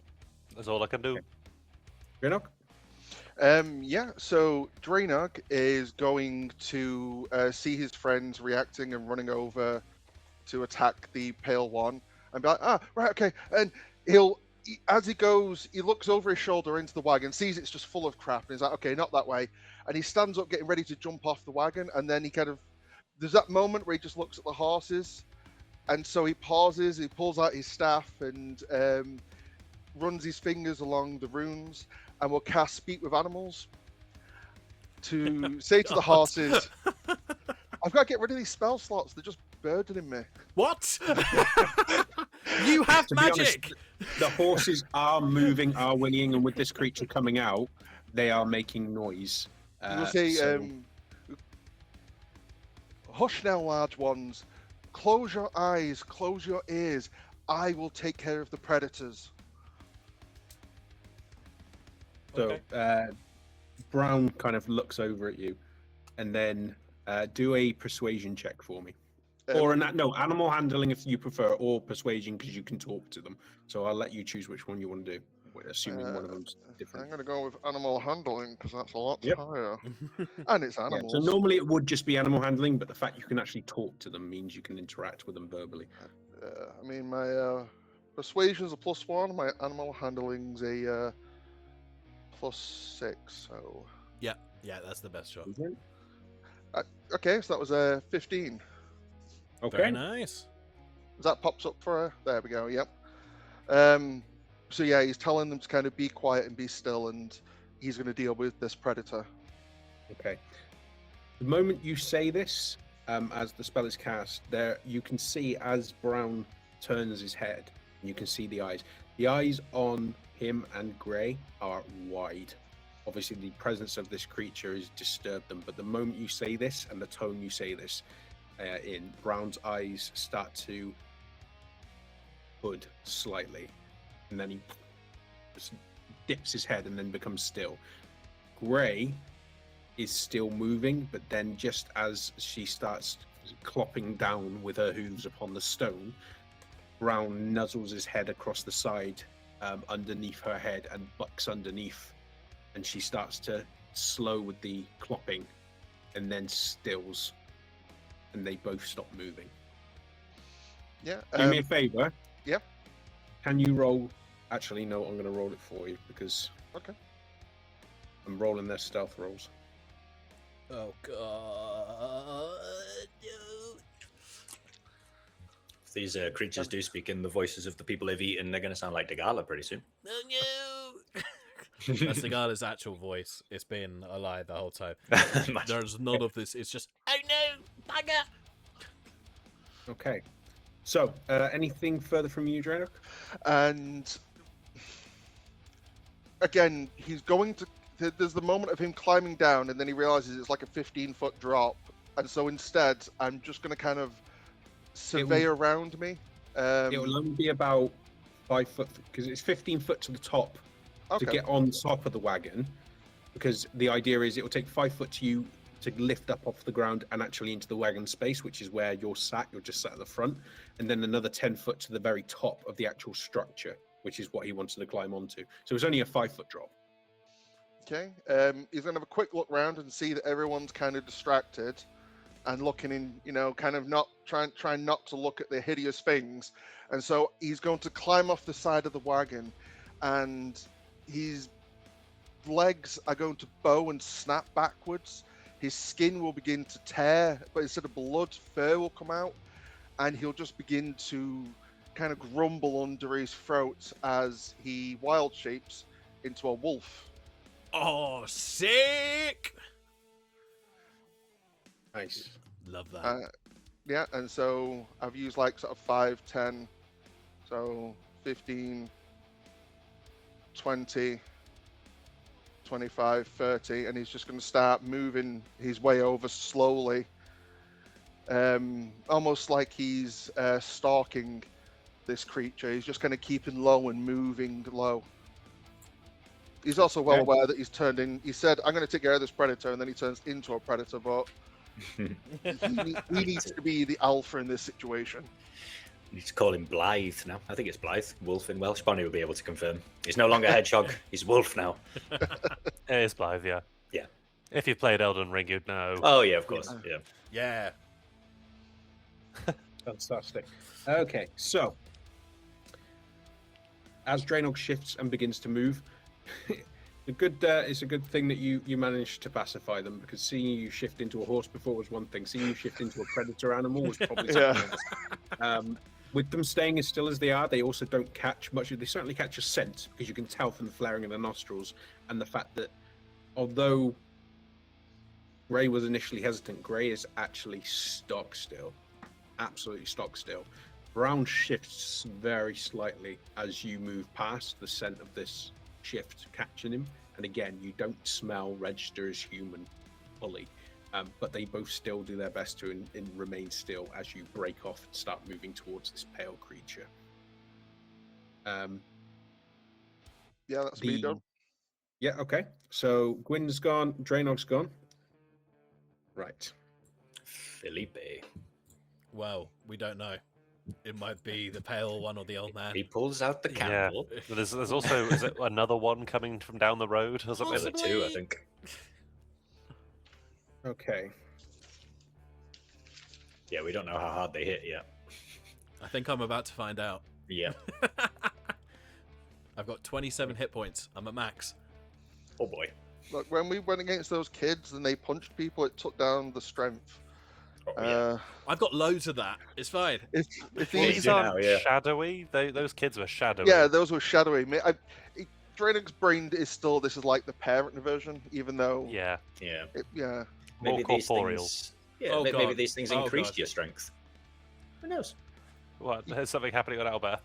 I think Pale 1-2. Pale Yay. 1-2's just arrived. Pale 1, 2. Oh no, he's coming towards the horses. Oh my god, is There's that a a third third. one? Oh shit, we are dead, guys. This is why I said let's just get the fuck out of here. You're Don't the chase one who us for a bit. started this. I saved Yeah. an old dude. You do realise though that if you moved off and then stopped moving, the old man would probably just be attacked anyway, right? Yeah. But I wouldn't see that. So Oh wow. out of sight, out of mind. Okay. So there we go. Oh my word. Well, Really? let's see how this goes first. I have regrets.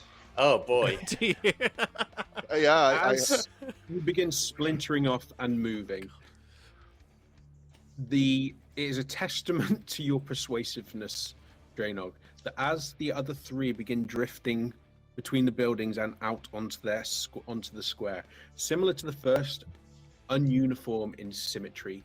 Some of them have a larger, disjointed kind of rib cage, with one side being bulging out away and pressing against the internal parts of this pale fabric, while the others is almost like concave, going inwards.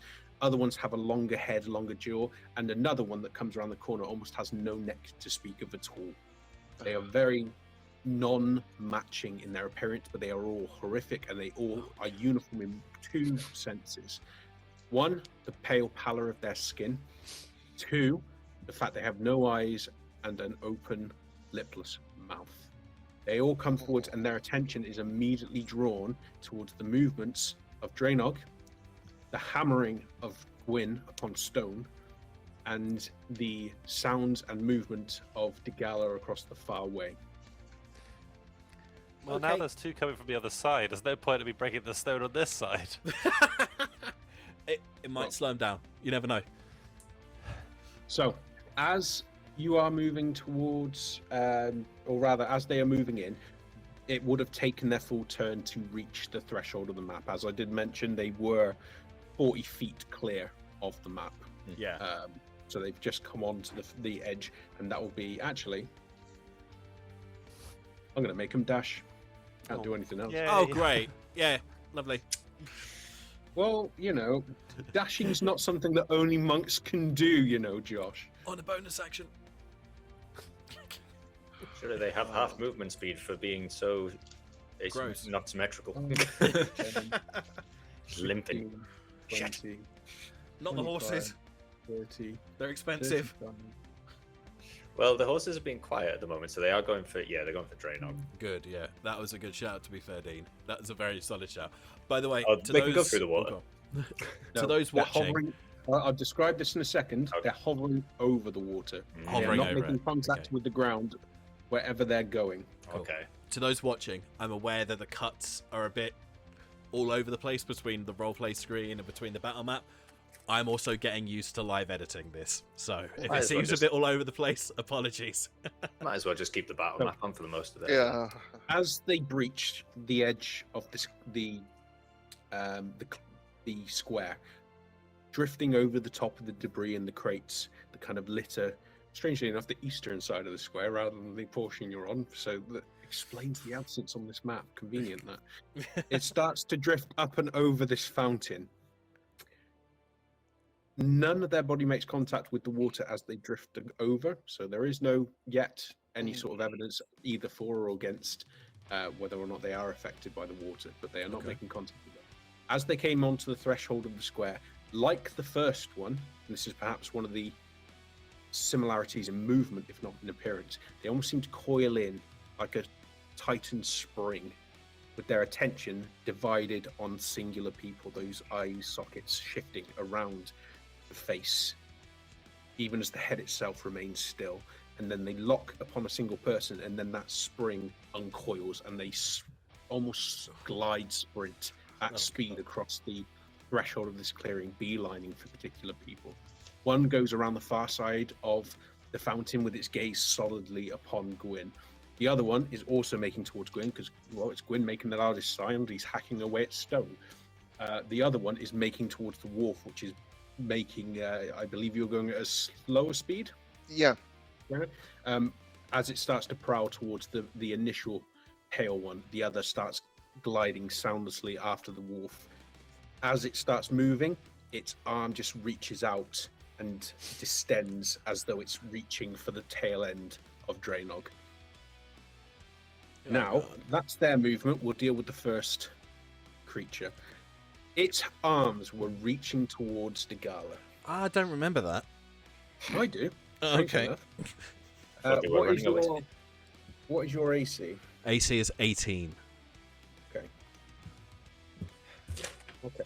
So as it starts leaning towards you, it does start moving quickly, but Degala, whether or not it's unused to your quickness of form, or whether or not it is just not able to match the pace, you manage to pull away from both of these fingers. Oh, thank God. And as they start going, coiling close to where you moved from, there is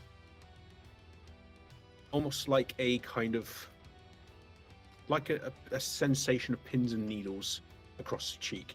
And as you instinctively bring your hand back, although it never made contact with you, the back of your knuckle, which brushes against the side of your cheek, comes away with a chalky residue. Oh, okay. Okay, that's So concerning. it's 2 attacks missed. However, stay there. I will. Oh, they got greys. No, I'm checking something. I just got to remember how to do it. I didn't know I could make that noise.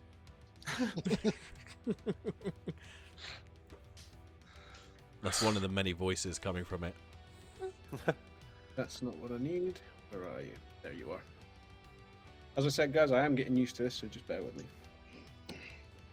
And don't forget, everybody, if you want 10% off of the Rogues Retreat, go to www.theroguesretreat.co.uk and use Perils at checkout.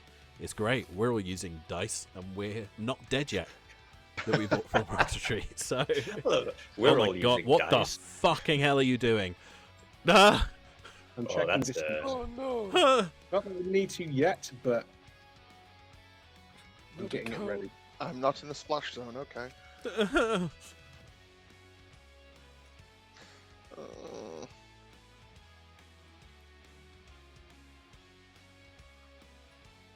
The reason I am doing this, you will get an attack of opportunity if you want it. Oh, yeah, I'll take it. I'll take any little bit that I can do. Right, Right. okay. So, in which case, it will move there, and then Yep. it will start to move. Can you see it on the screen? yeah. Just to track that it's live movement. So as it starts to move there, Mm-hmm. you'll get an attack of opportunity. So it won't yet leave the second square. That is a 21 to hit. Yep. So that'll be, I mean, again, it's just bludgeoning damage, so it's resistant to it. 6 bludgeoning damage. But every little As helps, it starts guys. moving away, you're. What are you doing as he's moving away? So as he's moving away, sort of inspecting the chalk on his hands as he's sort of rearing back, seeing it move towards his companions in a sort of ominous way, he's going to try and swipe it. Even though it's gliding, he's just sort of naturally thinking, right, try and put it on its ass, trying to put it down. So he goes to swipe the bottom of it with his legs. Okay. So although the kick doesn't knock it prone, it does connect solidly with the limbs. Mhm. And as you feel your foot make contact, there is definitely an audible and physical sensation Okay. of solid striking. But again, it is not going through it as solidly as you'd expect. Yeah. And as you pull your foot back, you do notice there is a chalky residue across the point of impact. That again has that pins and needles sensation going up the skin. Yeah. Once it has reached there, Uh-oh. Oh, no. I need you to Yeah. make a Constitution saving throw for me. Ah. Are you Uh-oh. sure? Yeah. Not Dex? No, I picked this just for you, Josh. 14. 14. Okay. As it turns and its eyes start to elongate, one towards the old man and the other one towards you, Degala, they start to widen almost to the size of the moor just below it. Right. And then there is a gush of powdery residue that you spin and turn out of the way to catch, so that you don't catch the full force of it hitting you, but where it does touch, you feel those pins and needles going. And it's like with pins and needles, it's very difficult to get your body to do what you want it to do. The old man catches a full face of it and then suddenly starts, as he lifts his hands to protect himself, goes rigid as he is covered in powder. What? Well, He's still slightly moving, Oh, but he is God. largely rigid. Okay. So, It's like a I'm just gonna stunning move. sort of thing. Paralyzed. so It well, you feels won't like... know until you actually hit with it, but Yeah. all it is that he's not moving. So yeah, you managed to pass that. Thank God. Okay, 14 So passes. that's okay. So yeah, that's their turn gone. Mhm. Now it is on to Philip. Philip. Go on, Flip. 5, 10, 20, 25.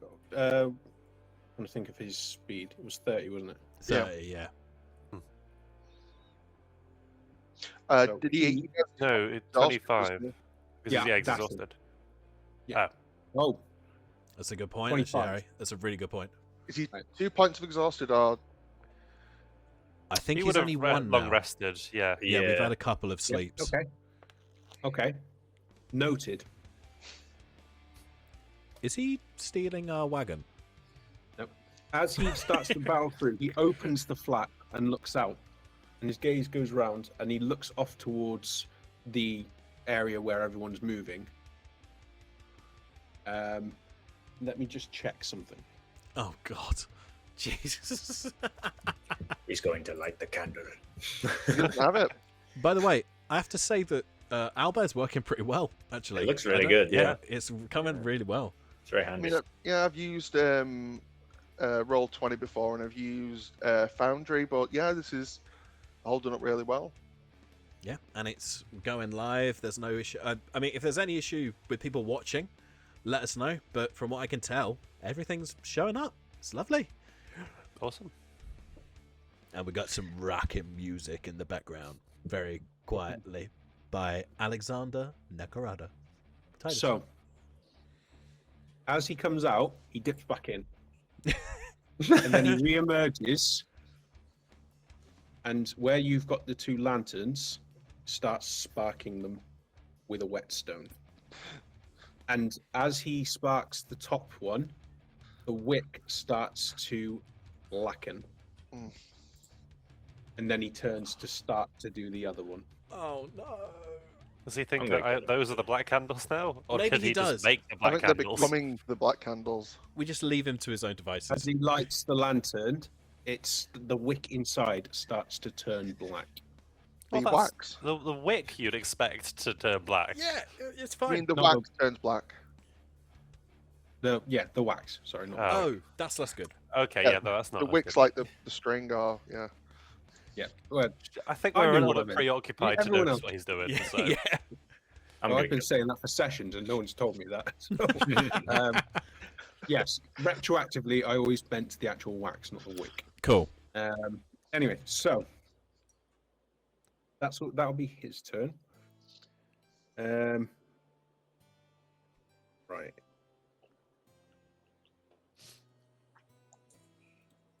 Okay.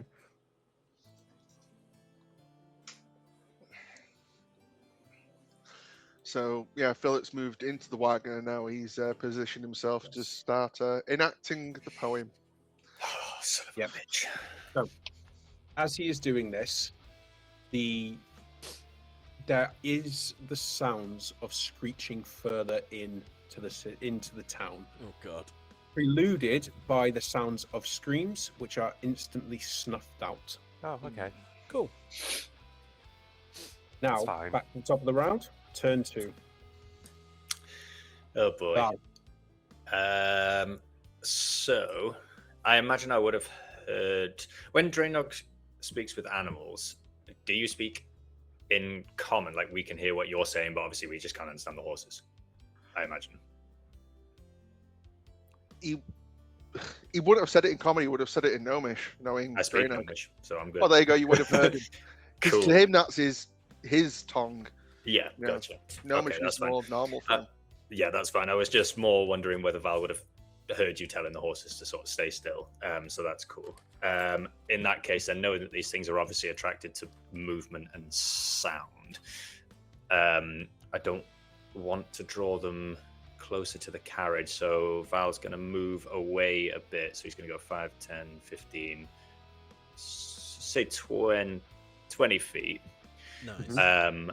And then I'm just going to draw the new scimitar that I have, the Sylvan scimitar, and then I'm with his free left hand, he's just gonna Eldritch Blast the first pale one, the one that he's already hit, because he knows that one's obviously, well, hopefully has taken a bit of damage already. So yeah, gonna aim for the first pale one again. Amazing. Yep, make that attack roll. Is Come on, going Callum. to be that is 19.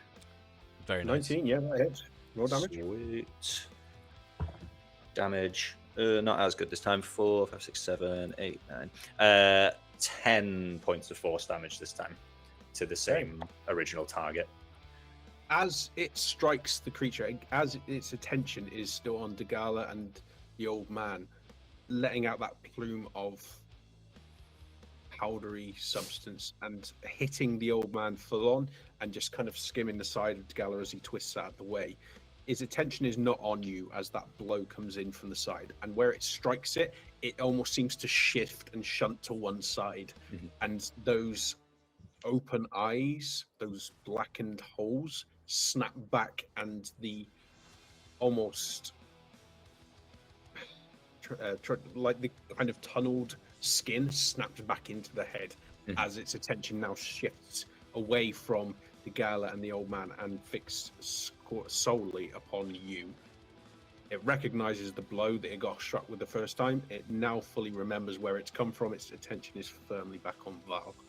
Yeah, that was the aim. And yeah, I'm just going to stay. Yeah, I think that's a good distance away from everything. So I'll stay where I am. So that's done. Okay.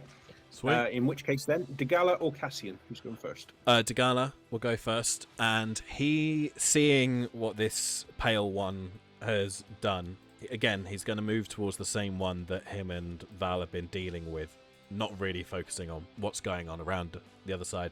He's going to move 5, 10, 15, 20, 25, reach the pale one, and this time, rather than going to attack it, he's going to try grapple it. He's going to try grab hold of it and hold it in place so it doesn't end up... Effectively, he's looking at it from afar. He's already blast behind him.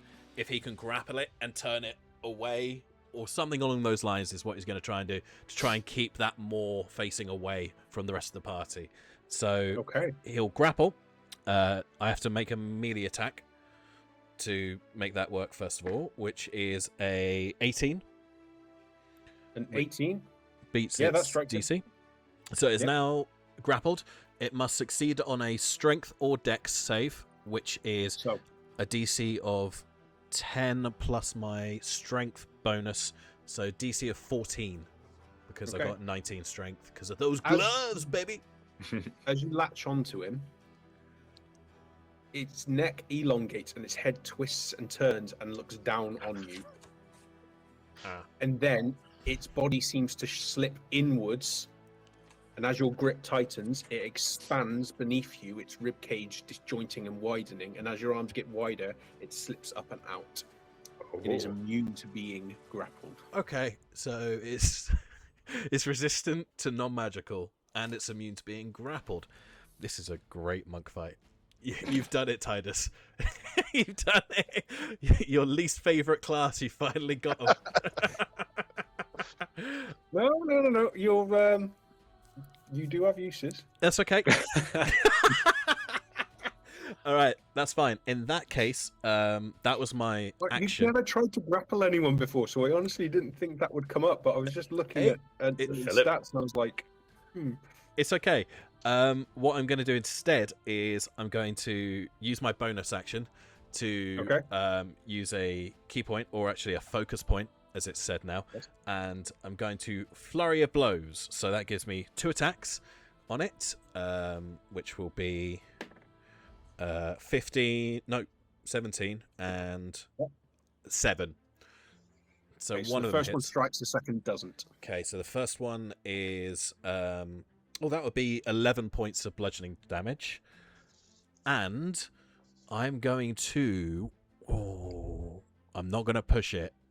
I'm going to try. It might be immune, but I'm going to try and topple it. So I'm going to try and make it prone. I will just say, just for the sake of your action, the fact that these creatures are gliding. You make a fair point. In that case, I'm going to addle it.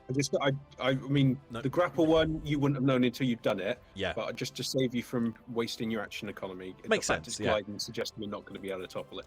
Appreciate it. I'm going to addle it instead. So when you hit with a flurry of blows, I just do ones where it's really obvious it wouldn't work.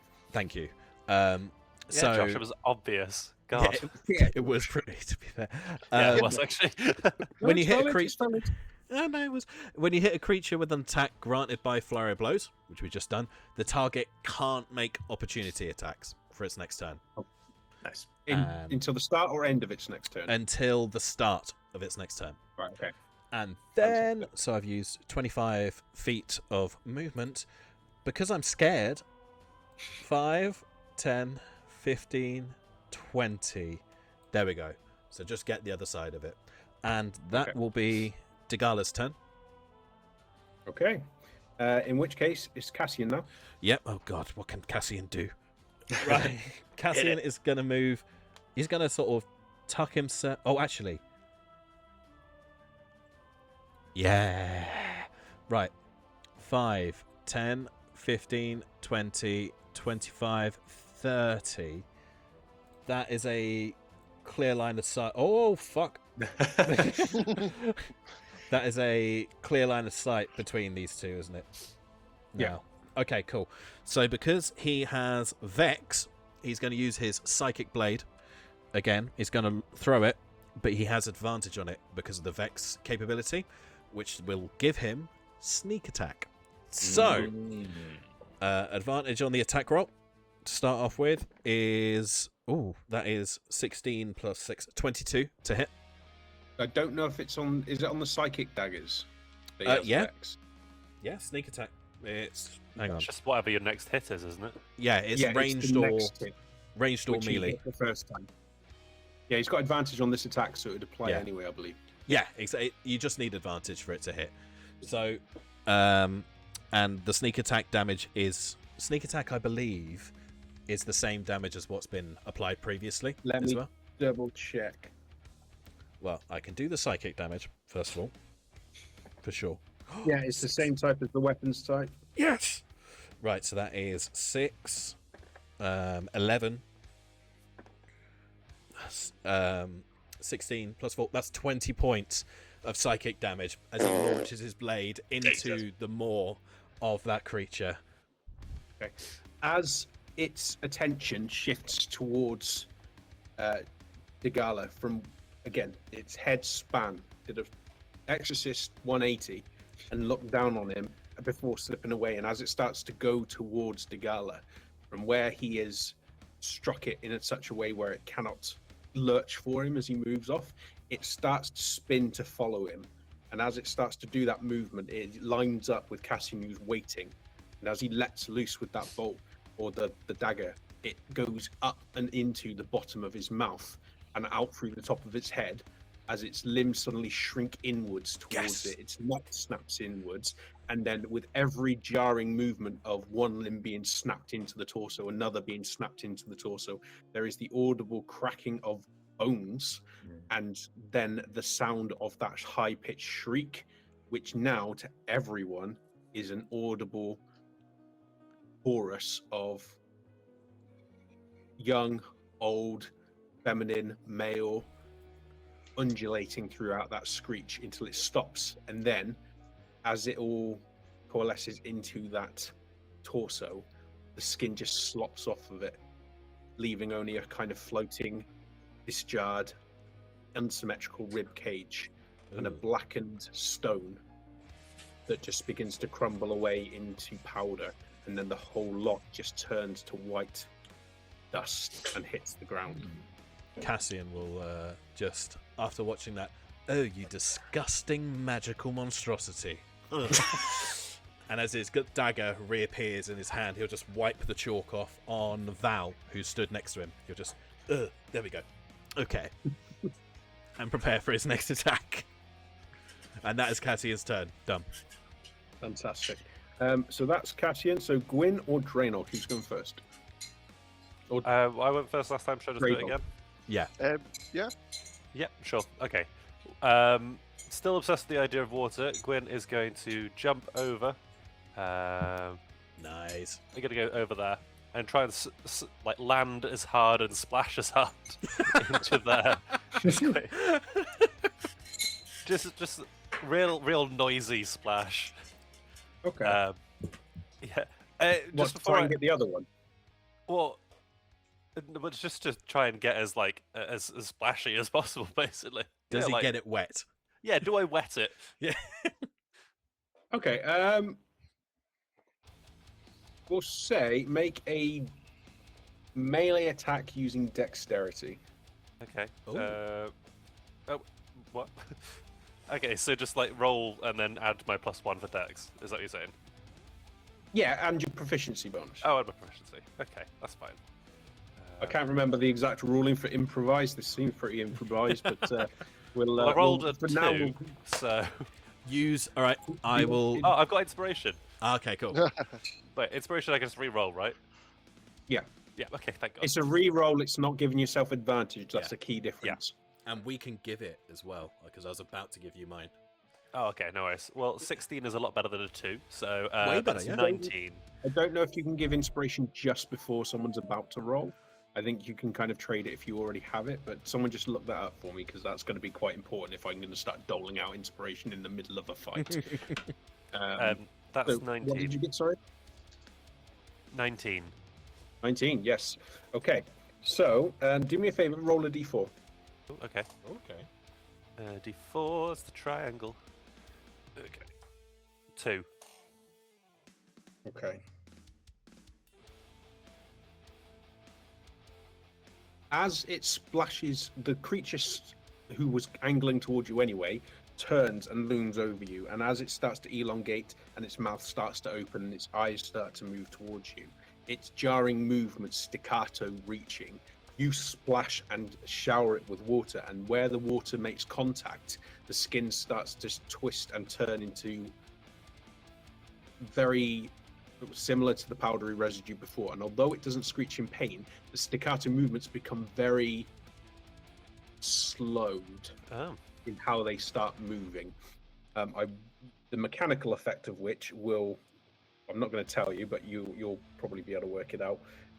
But it is now covered in water. You rolled a 2, yeah? Yeah. Okay. Do you want to do anything else? Yeah, I'm going to actually attack it now. Yes. So seeing the weird twisty motion, I'm going to try and slice upwards through the water to try and attack it. Like, lift as much water as I possibly can whilst going upwards. Okay. Yeah. Just a wet Yep, blade. so make your attack. Okay.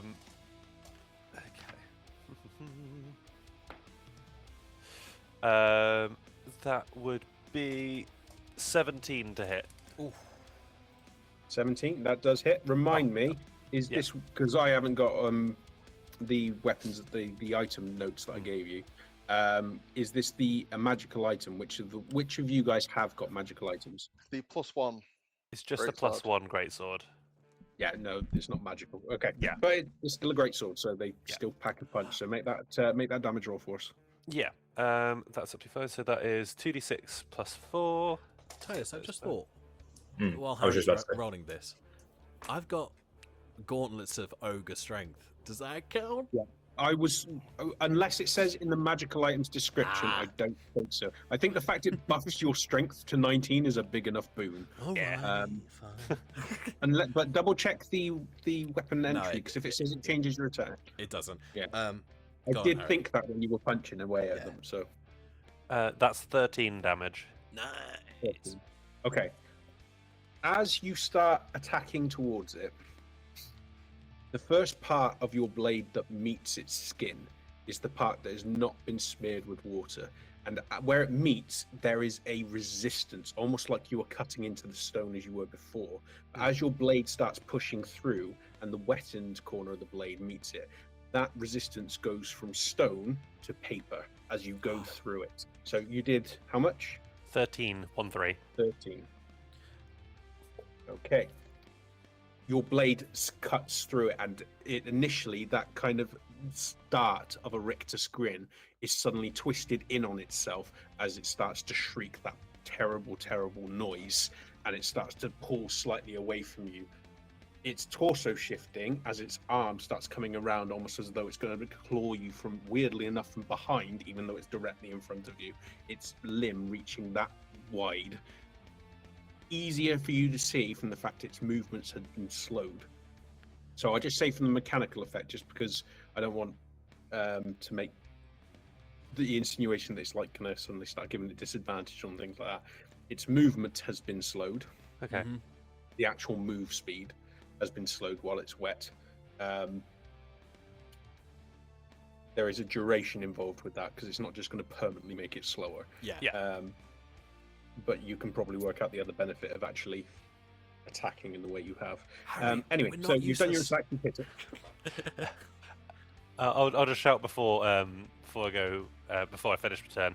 As the water, it doesn't like the water. I knew it. It was a very good call. It was a really good call. Very good call. So Would you say an inspiring call? Have you got an Run my inspiration? hand from my non-existent hair. Have you got an inspiration? I used it. You've got it So- now. Oh yeah. Well, it works. So anyway, if someone can still double check that inspiration rule for me, I have 'cause just don't- done so. Yeah, because it seems kind of arbitrary to. Yeah. So If you can just hand them out, then it makes no point to award them to a particular you can person.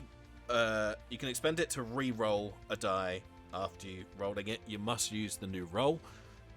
If you gain heroic inspiration but already have it, then you can Yes. give that to another player. You can't Yeah, that's use what I your remember. inspiration for somebody else's roll. Yeah, Yeah. awesome. Because I was going to say it makes it really awkward and kind of broken otherwise. Especially if you start getting like fighters in your group that just Yeah. get inspiration every turn. You're basically just giving everyone advantage. Yeah. In which case, so Gwen, are you all finished? All done. Dre Dog, it's your turn. Yeah, having seen this with Degala and Cassian and Val sort of maneuver into one of them and taking it down, he saw the ones creeping behind, and then he's seen, as he's turned, he's seen Philip on the wagon start to light the candles, but he's drawn to Gwyn, letting the group know that the water does affect them. So he's going to, like dogs do, he's going to circle round 3 times as if he's about to lie down on the floor, and then he'll start digging at the floor for a moment, and then he'll look up and a moonbeam will drop out of the sky and strike on top of one of the pale ones. Hell yeah. You can now cast spells in your animal form, can't you? There are certain spells that the Moon Druid can cast in this edition. What? Okay. What spells? It is Moonbeam. Yeah, I mean, you don't have to list them for me, but are there specific categories or specific spells. So Starry Wisp, which is pre-existing? there's a pre-existing list. specific list for the specific thing that he can cast while in wild shape. Fireball. So Amazing. Moonbeam being one of them. So, I mean, Moonbeam has verbal, somatic, and material. So the somatic, I'm imagining him is like a dog does before he gets on the, he does a little circle round. So that's digging at it. So a 5-foot radius, 40-foot high cylinder of pale light drops down, and I've done a little circle on the battle map Nice. for that. Is it a 5-foot radius? 5-foot radius cylinder, yeah. So one of the little Oh. squares. Okay, Yeah. the little one. Oh. There you go. So a little moonbeam will come down on this pale one. Okay. They'll need to do a con save of, what am I on at the moment? 14. Okay. Come on. It succeeds, but what happens on a success? Yep. On a success, they only take half damage. Yep. So, I was going to say it's not an avoidance. yep, that's 2d10. Oh, 12. Not bad. Yep, What so type of damage half is it it? down to 6. It's radiant.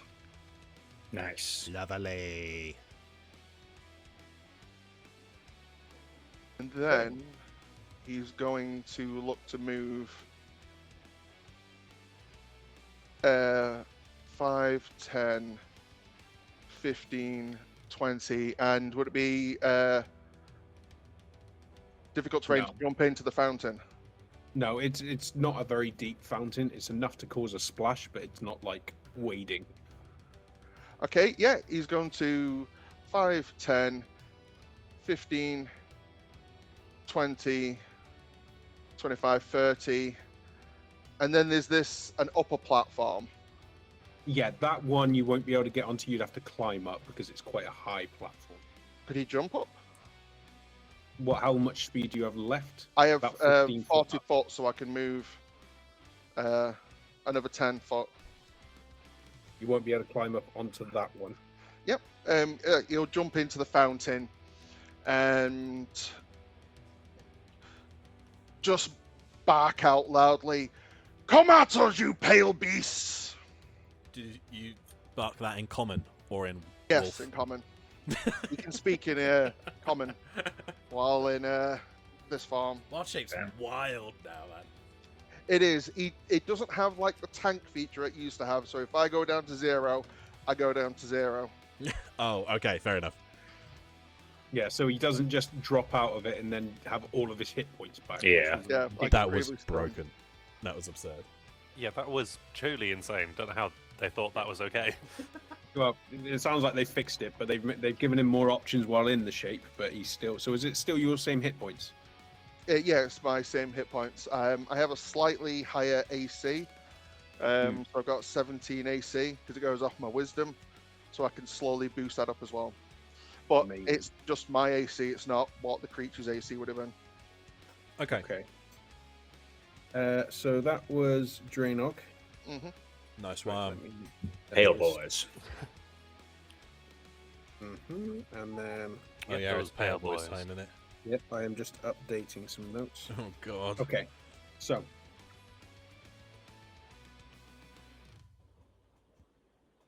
Degala, Yeah. from the powdery residue on the ground next to you, Uh-huh. although the screeches have stopped, there is a low gurgling Right. ebbs off. But it's almost like a released breath, and then the powder starts to drift away. Okay. Sorry, I just wanted to shake you up there. You did. Um, Yeah, you succeeded. The pale one here is going to move in close with Drainog Oh, because he Cool. asked so nicely. Remind me, the moonbeam, does it move on its own? Does it persist? I will need to use a magic action to move it. Okay. Does it injure the creature that starts its turn in it or ends its turn? Once per turn, You if can it use it. starts in once per turn, if it starts in there or ends in there, then it will get damaged. But it's not like it can start and end its turn and get hit twice. It's just once per turn. I can damage a creature that either starts or ends its turn there. I can, if multiple things kind of move through there, then yeah, it'll hit multiple things. But if Okay, so if like this Starting. thing starts its turn there, then moves, and then I move it back over it, it's not going to hit it twice. right, okay, so the but pale it will one hit it through, now. will it hit it now? Yeah. Cool. Okay, roll the it's a con save, isn't it? Yep. Con save. DC 14. Natural 1. Yes. Ooh. Roll damage. Come on. Right.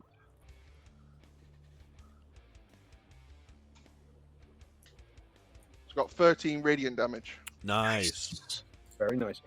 As the beam continues to round down on it, hammering it from above with those light beams, it goes rigid and starts to twist and then throws itself to one side, coming out of the beam.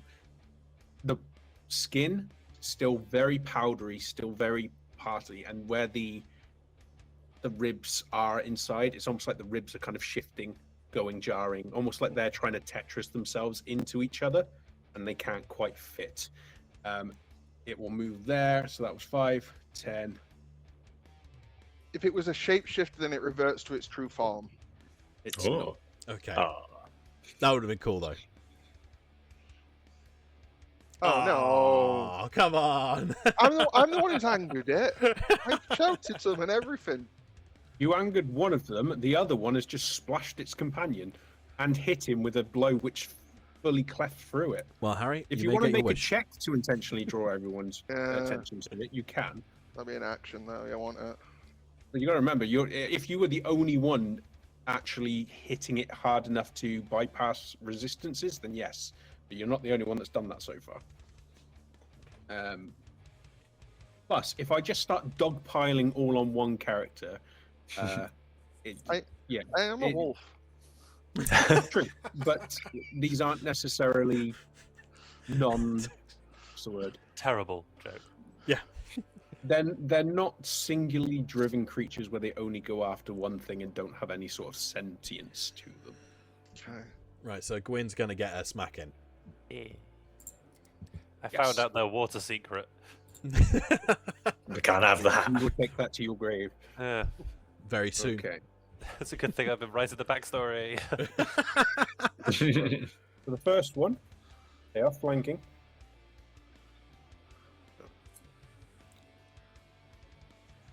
So that was a natural 1 and a dirty 20. Oh, Okay. at least it's a dirty 20. Dirty. Dirty's fine. Yes. But we don't know how hard they hit yet. A malpracticed 20.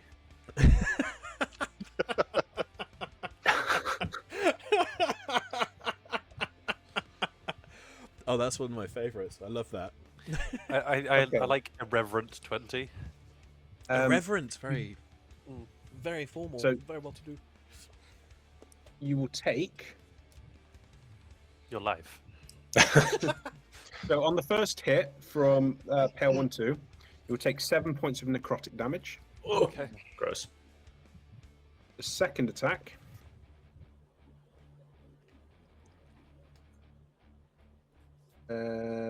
Is 17.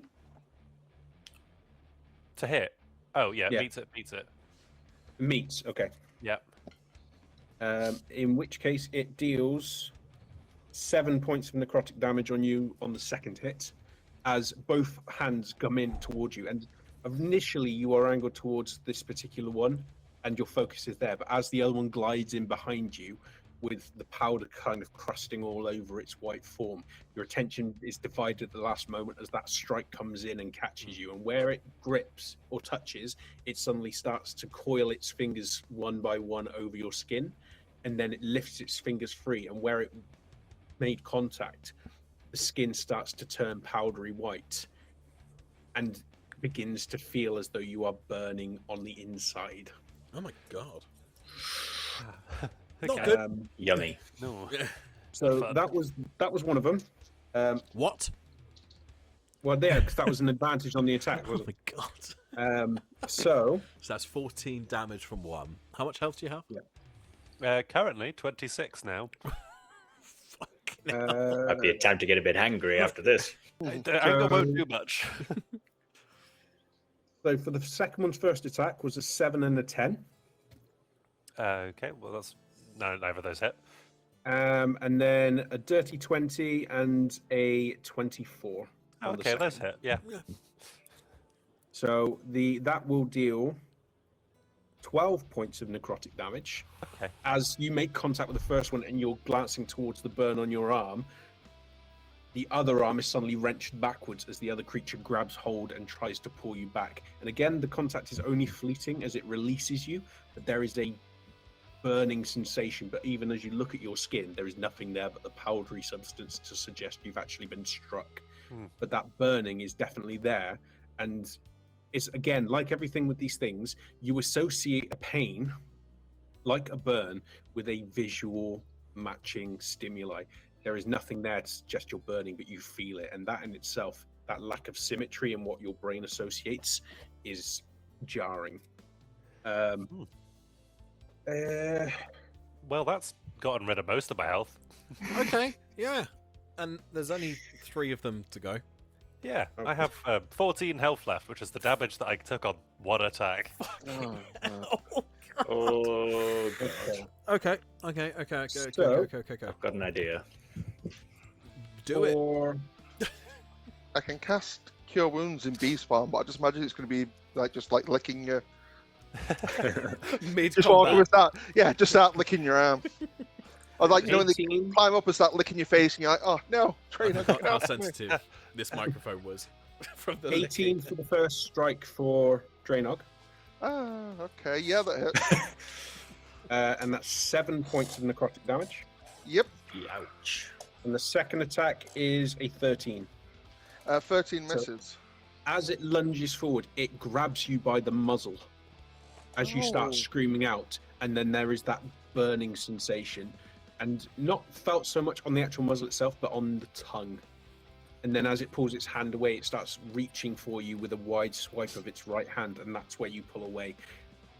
Initially, it starts to follow you, but where you pull away and the splash of water comes up in the back trails of your movement, it yanks its hand back away from the water. However, let's have a look.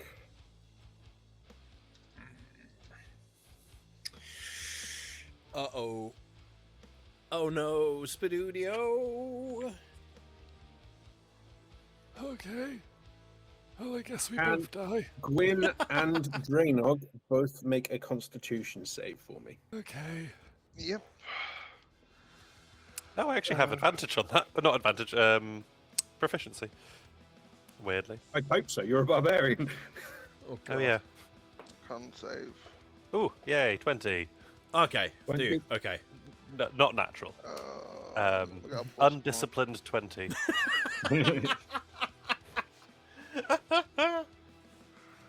14. 14. He hits The his powder- friend, and they die.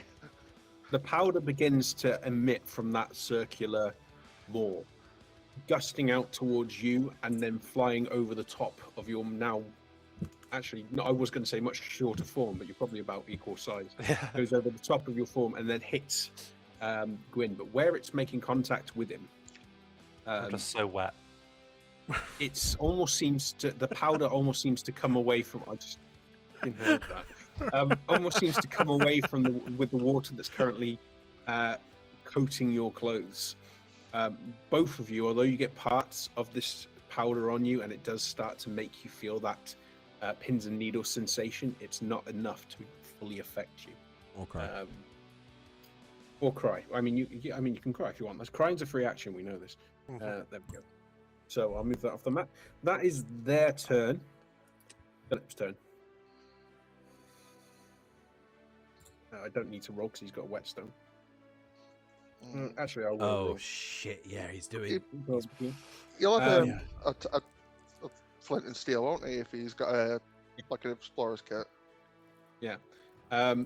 And he starts making movements to light the second lantern. And although these lanterns have been lit before and nothing happened, where he lights them now, the wax starts to turn black, almost pooling out from the point where he lights it, dripping down almost like substances coating the external side of the white wax on the candle and turning it black. Both light, and then the flames go from gold amber to black. And then Philip looks at them both and then looks just behind the seat to the right hand side of where the driver would normally sit, as though he is looking at something specific. And then he lifts his weapon and goes in. Oh god, what's he doing? You can't see. Yeah. But actually, Jesus. Dagala, with your ridiculous hearing, what's your hearing -5? My passive here is minus five. mining. My passive would be 16 minus 5. Okay, so you can still hear. It sounds as though something wooden is being knocked about, or multiple wooden things are being knocked about. I think Philip might be fighting more people in cart. We carry on. It's fine. He's good. Okay. Okay, so that's Philip. See, I've moved them down. The old man. Oh yeah. Shit. Can he He's do dead. anything? He's Oh, well, still he needs to make another con save, chalky. Chalke. which he has failed. Naturally. Oh, okay. I mean, he's got a negative constitution. He's very old. He's old. Yeah. Well, he's got negative strength. He's got a slightly higher constitution, but not enough to give him that. Where he was originally moving slightly, as though he was in the very slowed process of trying to get this powder off of him, he starts to scrape with such an urgency that his nails start digging into skin and leaving red trails behind.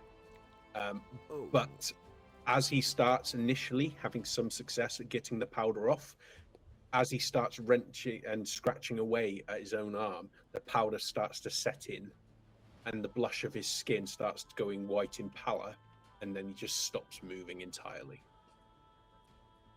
He doesn't even start drawing in breath. Oh no. Oh, this was for naught. Yeah, we killed one of I them. mean, And to be us. honest, if you had striked one of these creatures and then ran off, it would still have been for naught. This is true, yeah. Also So- fair, yeah. At least you gave him a chance. It's just that I got a 4. Even He's with just- the +2 is a 6. It's not going to be high enough to beat his Yeah. save. Just too damn old.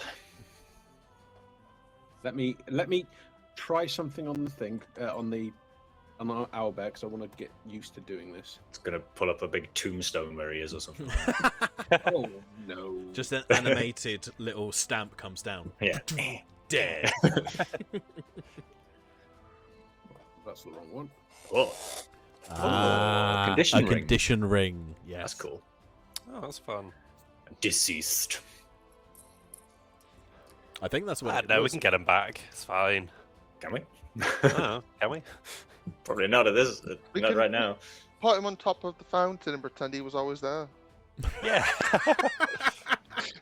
I think like it might dissolve in the fountain. Maybe. We didn't fail. What do you mean? This is just one part of the city as well. There's probably things everywhere in this fucking town. So, It so looked many like- fountains to put them on. That's why. Yeah. Well, at least we know how to sort of relatively deal with them now. They just have to fight them with buckets of water. Just have to hope it starts raining soon. Yes. Yes, that's raining. We've got the condition rings in place. He's just done his, so we go to the start of. Let me. No, not yet. You can hear Oh god. another scream. This one from the northern path, and quite close. Okay. You cannot yet see anything. Right. However, with that, before we go on to the stop of the round, we're going to pause there for a break. Oh god, yeah. Now, too. Give yourself a moment to have a think and a plan. There are sounds of more things moving. You knew it couldn't just be these smaller number of creatures. They wouldn't be able to stop and start an entire town with just so fewer numbers. But have a think about what you want to do. Feel free to chat amongst yourselves. I've got to go and grab some bits. And for everyone at home, feel free to rejoin us in about 10 minutes to see how we're doing. They're not doing too bad so far. So far. We've killed To one. be honest, like I said, nothing is measured. Any encounter you go into, unless it becomes immediately apparent that you're overpowered, you're never really going to know if you're evenly matched or you're overpowered. So always work on the assumption that you're probably doing better than you are. You're probably doing better than what the book would normally suggest you are. As is proven from the previous campaigns, where you guys have overcome ridiculously stupid odds when the game would suggest that you're not capable of doing so, based on what the text and the challenge rating suggests. So I never take the challenge ratings at full thing. Very well. Also, remember, normally you would have all 6 of you here. True. Yeah. So the action economy wise, there is going to be more. You still got Cassim, but due to, and this isn't just me being nasty with Philip's side of things, he hasn't made rolls and stuff like this for him, and there is reasons why things are going on. So I'm not just deciding, hey, let's make this even harder. Anyway, No, we so don't. we'll go for a break and we'll come back at 15:15. So rejoin us then, guys, and we'll continue with the combat. See you then. You remember? Bye. Hello, everyone, and welcome Hey. back. Apologies for the slight delay. I was just getting the battle maps and stuff updated. So back with us now, and we will continue in a moment. Hopefully, everyone is ready to jump straight back into this. And Yes. and get moving. TPK. TPK. You're doing pretty well so far. You're doing all right. We've killed one of them. So far. Yeah, but you don't know how close you are to down in the others. This is Also very very true. true. Especially We've only actually- damaged one other one, haven't we? Or like two. Two. two two other that- ones, there's and two you've that got have been one done. wet. I Yeah, got there's one two wet. that's been damaged. That's an achievement. But one of the hardest things to take these things down is the fact that they've got quite a few resistances. You've already discovered multiple ways of bypassing that. Eldritch So Blast. it's not like you've just spent 3 turns just whittling away tiny HP going, what are we doing? You've Yeah. actually hit them quite hard. Very So true. you are doing okay. Well, Yeah. let's hit them even harder next. Yeah. Come on. So, on the subject of, now that the battle map is refreshing for me, we will just go off of your descriptions for the moment, just while this page decides to start being nice to me again. I think it's trying to give everyone a fighting chance by denying me access to the battle. So we'll just go off of your ones. So I can't see at the moment what's going on there, so you just have to let me know, and then obviously as soon as I come back in, I'll be able to see what you've been doing. So That's fine. back to Back to the top of the initiative order. It's back to Val. Oh, they've all ran away. Weirdly. Oh wow. They've just all wow. left the Oh, map. that's all right. I'll just chuck more on and then. No, no. Sweet. So it was Pale 1-3 that was caught in the moonbeam, right? So that was the one that got damaged by the moonbeam. I think 3 is wet and 2 was in the moonbeam because I thought it 2 was the went other around way and flanked it. I thought it was the other No, one. 2 is wet. 3 is the Yeah. one that Oh, I was really? dealing with.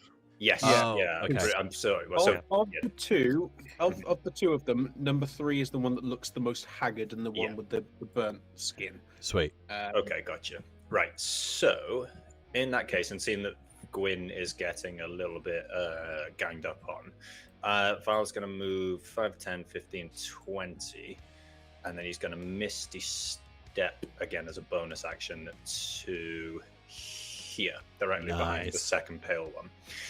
As part of that Misty Step, where's my pencil? I'm going to use the refreshing step feature this time. So I'm going to give Gwyn 1d10 temporary HP. So you don't heal it; it's just temporary HP. Nice. I'm afraid that is a 1, so you got 1 temporary HP. So you may just about survive one more hit. We'll find Okay, out. so I have 15 health now. Woo! Yay. Yeah. I am Well, back you never on know. that. Nice. And then I am going to also attack the pale one. I imagine I have advantage, right? Because I'm now flanking with Gwyn. Yes. Sweet. So, and because I've got Spell Sniper and it's my most damaging thing, I'm gonna just basically Eldritch Blast it in the fucking back. So that's Come on. good. That was good and then bad. So thankfully it was advantage. So that is a 24 to hit. Nice. Yeah, roll damage. And then for that's good. That's another 13 points of force damage. Nice. To the 13. back. 13, yes. So is it? As you draw back and strike. Sorry, you were going to. No. Go on. Go on. As you were about to strike it, your hand comes very close to where its back is, and it's the jarring movement of its head spinning around and looking directly at you, looming over you, that causes you to yank your hand back. But the damage is already done. The Eldritch Blast has already gone back and made contact with that flesh, and where the green starts to impact, as it did before, it burrows in almost like vines, blackened veins falling out. And then it all seems to group upon the area where, on the previous creature where it fell apart, that blackened kind of stone heart resided, and it seems to coil there, tightens, and then as it expands, the creature expands with it. Its limb starts shifting inwards, it starts twitching and shifting, and then there is a blanket of white powder which just litters the top of the water in front of it. Nice one. Yes. Sweet. That's another one down. And then I've got 10 feet of movement left because I only moved 20. I imagine Gwyn should have that pale one. So I'm going to move.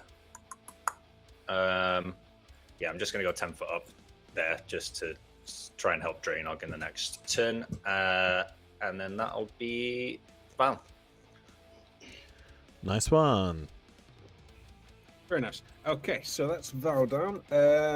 Degala or Cassian, whoever's going first. Degala will go first, and he's going to bonus action dash.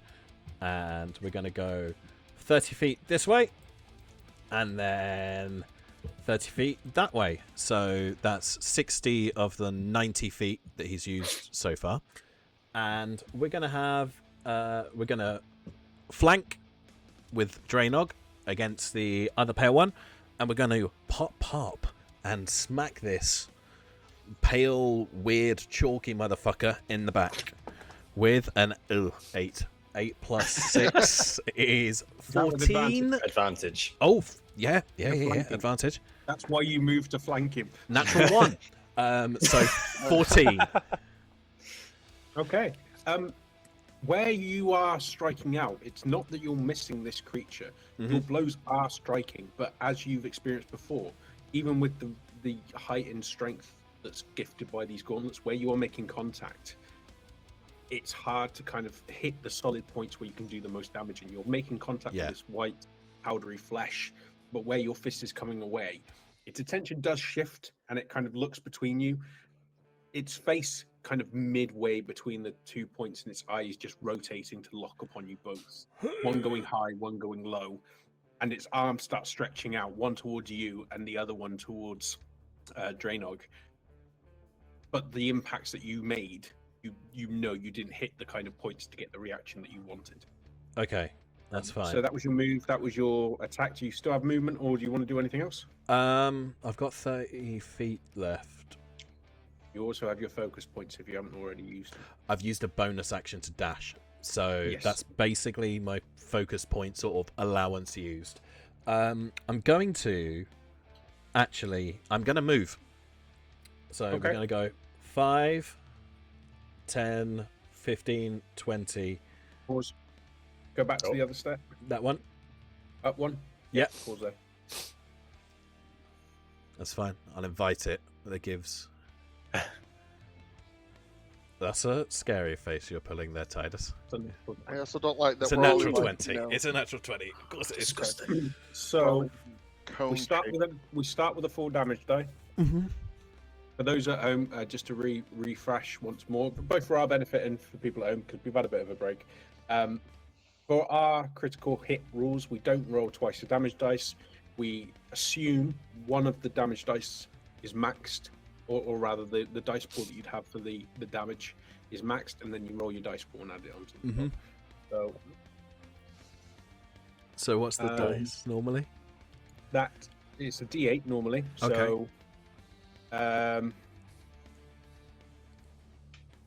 that is 18 points of necrotic damage. Oh, fucking hell! As you move away, its two arms are stretched out, and it's very easy to fighting creatures where they have to kind of divide their attention between one side or the other.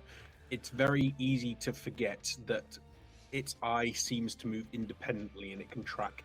And the moment you start shifting, its eye snaps around to follow you, and its arm, with a sickening crack, twists and goes out the other, or not out at the other side of its body, but almost kind of goes from one side all the way to the other with such a sickening angle that for anyone else, it'd probably dislocate the arm. This one comes out and it rakes across the back as you move, and where its skin is fingertips make contact. It doesn't bury needles, it doesn't bury nails into you or anything like that, but it almost seems to caress the skin of your back, and where it caresses, there is that burning sensation, almost as though it's bypassing your skin and just delivering the burning sensation directly to your organs inside. Okay, cool. So now finish your movement. yeah. He's not going to go where he was going to go originally. Okay. So he's done 5, 10, 15, 20, 25, 30. He's moving away instead because he's now down to 9 hit points. I would like to take an opportunity attack on the Gallop. I'm still within 5 foot. Get rid of them. And that'll be Dagala's turn. And then Okay. Cassian next is going to move his full 30. So he's going to move 30 feet here just to try and get a bit more of an angle on this pale one here. So Cassian runs back over to the wagon. Yep. Cassian's going to shoot over to the wagon to the east and get a look at the pale one 3 and sort of mutter himself, "Fucking elves can't do shit," and then launch his dagger as well towards pale one number 3, who's currently fighting Gwyn at the moment. So he's gonna launch that. That is oh fucking hell, that's a 9 total to hit. Does he have inspiration? He does have inspiration. If you want to use it. Yeah, he's gonna burn it. He's gonna burn it. As a reminder, He's gonna burn it now, yeah. You have heard sounds that suggest movement is coming towards the square from the north. Yeah, I want to hold it. and he's seen that this one's wet. Gwyn's in trouble. Gwyn looks rough. He's going to use it now because This Gwyn's a isn't the human. wet one. This one is Gwyn's a human, the so it's heavily worth damaged working one. on. And that is a 17 plus 6, 23 to hit. More damage. That'll be a 8 points of psychic damage as the knife sort of flings through the moonbeam and just carves like a little triangle through it, and then sort of lands in the shoulder of this haunted, pale creature in front of Gwyn. Where it buries in, there is a moment where the dagger seems to almost flicker back and forth, almost as though something is gripping it on the inside and twisting it. But what it actually is where the ribs start to snap inwards and start tetrising in on itself. The blade is being jaggled back and forth. It goes in, its limbs snap in, it becomes much smaller, and then just into that powdery dust. That does almost fall upon Gwyn until he kind of shifts himself out of the way, and it just drops down onto the water. Mate, Cassian is the best. My God, he's so good. I notice you only say that when James isn't here. Oh no, yeah, I'd never say that to James. Yeah, he's a piece of shit otherwise. Watch this episode and then dangle it over Josh. If Degala dies and Cassian is the MVP, James will never forget it. Very much, yeah, that is true. So, anything further from Cassian? That's the end. That's the end of his turn. He'll end it there by the just sat by the cart, leaning against it, sort of almost nonchalant, arms crossed, the back against the back, just like bloody hell. And that'll be his turn. Gwyn and Draenor, who's going first? Can I step in? Sure. Yep, so Draenor will twist, his ears pricking up as he hears movement behind him as Dagala kind of takes off to one side and sees the other pale one there, Gwyn, collapsing on itself into dust. And he'll start digging at the ground again, kicking up a couple of copper and, a little bit of splash. And the moonbeam will move over the fountain and start beaming down on the final pale one they can see in front of him. So it needs to make a Constitution saving throw, better than a 14. Come on. That is... That's good damage, Dean. He can't believe what he's looking at. No, I can't read because my dice are metallic. Oh. So that is a total of 2. Yep, so it fails and takes 16 points of radiant damage. Nice. God damn. 16. Yep. As it hits, the beam strikes it. It's almost seems that it wants to kind of move downwards and shift, but there, where it's just about to make contact with the water, it stops, catching its full volley of this light that cascades down onto it, and it lets out again that multi-tonal shriek before it kind of shints out of the immediate heaviest part of this beam. It's taken a very solid hit. It's still on its, well, I was going to say on its feet, but it's hovering in its essence. Yes, it's still around, but that was a solid hit. Yeah, Draenor will then prowl around it, encircling it, and he'll bark orders at the rest of the party. Get into the wagon and leave the town. I'll meet you there. Head to the mountains. Okay. There are too many of these things. They're all over the place. The question is, does anyone listen to Draenor? So far, the horses won't be moving until I tell them, but that'll be a next turn because it's kind of an action thing to give them a command. Well, if they move and stop, I'd redo their stealth rolls. Their stealth rolls are very good, so before you tell the horses to move, just keep in mind their second rolls might not be as good. So, anything further, Draenor? Nope, that's it. He's, hit this thing solidly with the moonbeam. He's prowled around it, and now he's wanting the rest of the party to get the fuck out of Dodge. Okay, over to you, Gwyn. Yeah, I mean, I definitely want to kill that one thing. So, Gwyn is going to be going over there. That's flanking, right? Should be. Yes, because you're directly off him. Yeah. Okay, cool. Yeah. So I will try and finish this thing off. My wet water, and drenched blade. So, just gonna roll there. Oh well, that was a 1 or a 19. So I'm glad I went for the 19. Fantastic. Yeah, roll damage. Yes. So 2d6. Come on, Gwyn. Are you including the +1 to your attack and your damage? I'm pretty certain What? that a +1 weapon adds to the damage as well. Oh, then I've not been doing that. No. 2 hit and for double check damage. that. Can do now, though. Okay, so it's 2d6 plus 5 instead on this one then. So I'm That just sounds gonna about right. Yeah. Yeah, I'll just double check that, but I think that is the case. Because your I strength's just thought it was 2 hit, but yeah, fair enough. 18, 19? It's 2 hit and damage. Yeah, 18. Yeah. So yeah, so that would be 26 in total to hit it, basically. Yeah, that Um, definitely hits. Yeah. Let me just have a look at this, just because obviously long term it's worth knowing. Yeah. Um, Well, the damage is either 11 or 12, so which is important. Yeah. Slashing. even if it's a wet water The blade, bonus is to attack rolls and damage rolls. So yeah. Oh, yeah. do that. that's 12 then. Yes. In which case, as you cleave through it, the water spikes out onto the other side, weft in the muzzle of Draenog, and with it goes the powdery residue, the skin-like substance of this creature. As you cleave through it, and where the two parts slide away, one falls to the right, and the other one just falls directly down. Yet again, no symmetry to how this creature works, but you see that blackened stone give a twist and a turn before it slumps and then twists and becomes powder itself. Nice. Fit. So, I'm just going to move him there for the moment. Oh. Okay. So, anything further, Gwyn? Gwyn will just go, oh, fucking hell, that's fucking moon is so bright. What the? It's midday. What is happening?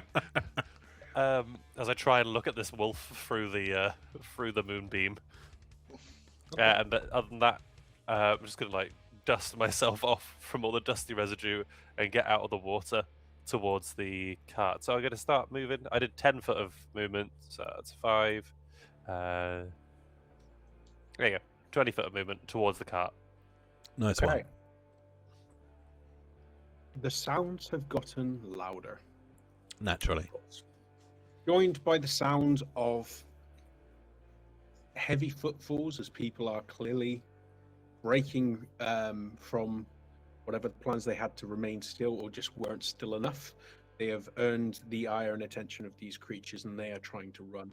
Those runs almost always seem to end in a sudden and sickening silence, but those sounds have gotten closer, as though the people that are being prompted to move are closer to the square where you are. As one individual starts to round the corner of one of the northern buildings, they fall forwards. And where they hit the ground, they are suddenly yanked backwards, vanishing from view as a silence follows. And then 2 figures drift around the corner and immediately just pan and look. And then a larger figure looms behind them. Oh, God. Oh, not a big one. Oh, God. Okay, so there's 2 normalies. And then Pale Daddy. Okay. We shouldn't have said Pale Daddy. Not in a weird way. Jesus. Is that what you're going to name it, Tyler? Ah. Pale Daddy. Oh, that is a... Big boy. Oh, Jesus. Christ alive. Okay. As they drift into place, that one's too far. As he drifts into place, looking at amongst the scene, the large one is noticeable for 2 things. One is sheer size, and the fact that whilst its torso is only slightly larger than the other ones. If you had to equate this to a normal creature, its torso would probably be about the size of an orc. But its limbs are about twice the length of its torso. Okay. And these, rather than its toes, are what almost drag over the ground. Oh, God. On its face, it has about 9 different holes that move and twitch Oh, that's fine. and latch. Yeah. The first one, from the noises being made out, Oh, shit. Oh shit! No. The dog. So, while Draenog's in the fountain and the pale one approaches, how is everyone looking? Is everyone bloodied yet?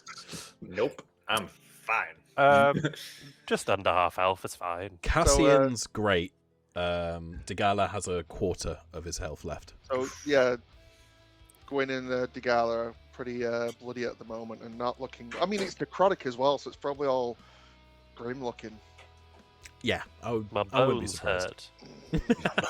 I'm burning. From these old bones. My bones feel Who's- crumbly. So from this larger creature where all these holes are shifting around, Yeah.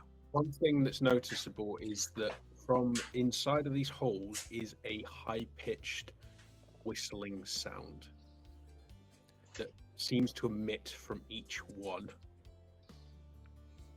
Okay. And where you hear it, who's less than full health? Me. That'd be It is Gwyn Gwyn and and Degala. It is painful to hear. Oh, it's worse for Okay. us. Okay. That's not good. It's calling us. Let's go to Daddy Pale. Daddy Pale. Actually, I'm Pale going Daddy, Daddy. even. Thank you. Father Pale. Father Pale. Father! 15, 20, Oh, God. Oh, for God's sake. 25. Actually, Yeah, God. no. Because obviously there's no outward signs of actual injury. The injuries are internal. You two roll a d20 for me. Tell me who rolls lower. Okay. Mhm. Should we roll is this Val on? and Degala, Should we roll sorry. this on Albel, Harry? Yeah.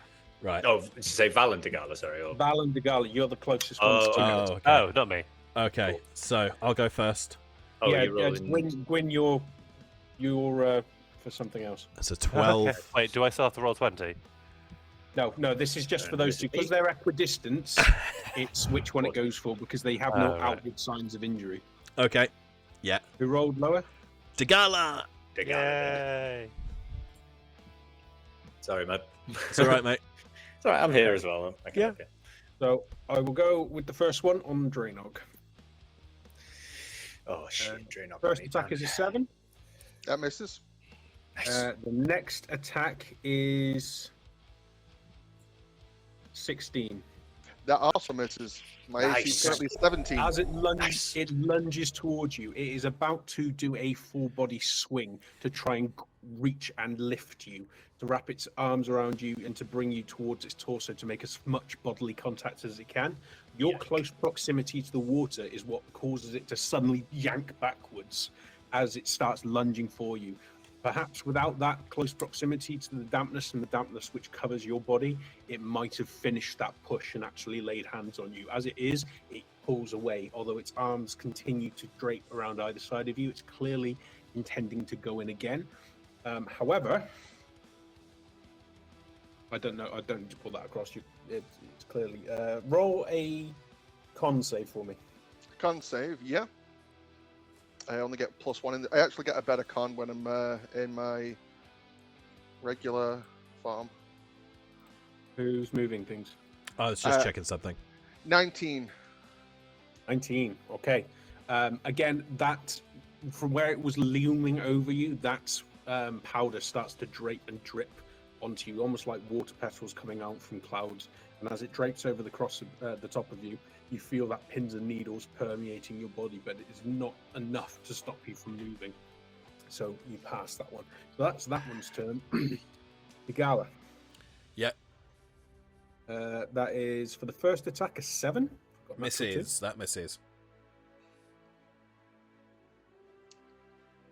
Oh, you are lucky. You are lucky because that Why? is cocked, but it is cocked between a 2 and a 20. Okay. However, the next roll is a 16 for a 21. That does hit. Yeah, that does hit. For 5 points of necrotic damage. Okay. The Cool. first blow starts going toward you and you yank away, but as you backpedal, the one hand which had previously gone for your torso suddenly drops and goes instead to grab you around the thigh. And where it makes contact, the musculature of your well-toned, I'd imagine, thigh starts to suddenly burn and tighten, as though something is kind of digging into the muscle itself and bypassing the flesh above it. And where those claw-like burning points meet, the pain intensifies. Yeah. Okay. I'm also going to do, actually, Yeah. you two close enough to do it to both. Son of a nutcracker. Draining's just out of the way. Yeah, Both of you make a Constitution saving throw for us, please. Okay. Yep. Oh God. Ooh. 13 for Val. 10. Okay. Val, you fear that the pins and needles, but otherwise you're okay. Oh, The Gala, Yeah. Suffers. right, so... James you is going are to be so currently- happy. I got you, buddy. Don't worry. Thanks. I probably don't, by the way. I'm just. I'm aware. You're just being nice. Let me just find it. Mm-hmm. You are currently restrained. Okay. So, because I don't have my screen in front of me, which is what I'd normally read the reference, let me just check That's it back. not good. Remind you of what it does. I believe your movement speed is 0 now. Yeah, and that's kind of what I do, is move. It's basically it. Right, so for the restrained condition, your speed is 0 and can't increase. Attack rolls against you have advantage, and your attack rolls have disadvantage, and you have disadvantage on dex saving throws. Oh, God. You will get to make one more save. Yeah. And that one is... End of my turn? Yeah, that's the end of your turn. All right. Cool. Okay, so that's that creature, because it's done its 2 attacks, it's done that. Now, for this one. Pale Daddy. Hell, Daddy. Let me just check something. Oh, God. So, Dagala's got 4 hit points. Oh. And now you can't move, so. Now I can't move, yeah. Ah! Right. Dean, I think you're muted. As cute as it would be for like you to be like, you know, unconscious on the floor and Dreno comes over and starts lapping at your face to kind of wake you up and casting cure wounds, I don't want it to happen. Yeah. Get to the wagon. Let's leave. Why is He can't TARDIS move. making a circle? Well, I want to check something as well. no. Oh, An fireball. area effect. Okay. Damn it, man. This has changed things. I don't know what I want to do now. fine, fine. I'll get on the wagon with Cassian and we'll Yep. start a new life in the forest. Yeah. Just 2 stoners in the forest. You guys will have a great time. Hmm. Oh, God above. Any attacks of opportunity going No, on? he's coming into our Still space, isn't he? in yeah. Wait. So it will move there. So 10 technically, feet. Gwyn and Dagala are now flanking it. However, Yay. Yeah. let me just make sure that where I've positioned him doesn't change the circle. Is it still in melee range with me? Because it would have No, passed me and then gone out. Would I be able to take an attack of opportunity when it goes past or no? It's not in. It wasn't in your was- melee range. it was went in around. its, wasn't it? Oh, did it go around? Sorry, I Yeah, thought it it went came straight Yeah. Yeah, it went because it went through the space of Pale One. through. Oh, I see. Sorry. Pale sorry. 1-1. It didn't go around your. Gotcha. Otherwise, you and Drainog would have. But Apologies. if it's. That's all right. It's just where would it go? Would it go over water, which they clearly don't like, or would it go Yeah, over yeah, ground? yeah. Okay, so. Yeah. Can I have from Val, Gala, and Gwyn a Constitution saving throw, please? Yes. Oh, I am going to use my inspiration to re-roll that because that was a natural one. I've got inspiration. Fuck. I'm using mine too because I got a natural one as well. Oh God! Right, come on, Whoa, Rogues Retreat. okay, Don't that's fuck me. Well Don't fuck better. me. Okay, that's much better. That is How- now how- a how Gwyn 15. do? I got 16. Oh, yeah, I got 16. So plus 4, so 20. Maligned 20. Maligned 20. I got a 15 total for Val. Okay. Don't make that face. Please don't make that face. And Dagala? Dirty 20. Oof. Okay. Val, Yes. What's your hit points? What sort of Currently 28. Nothing 28. more. Yeah. Uh-oh. Val suddenly drops to the ground unmoving. You are currently unconscious at 0 hit points. What? What the hell did it just do? Trying to find the actual thing for it. Alrighty then.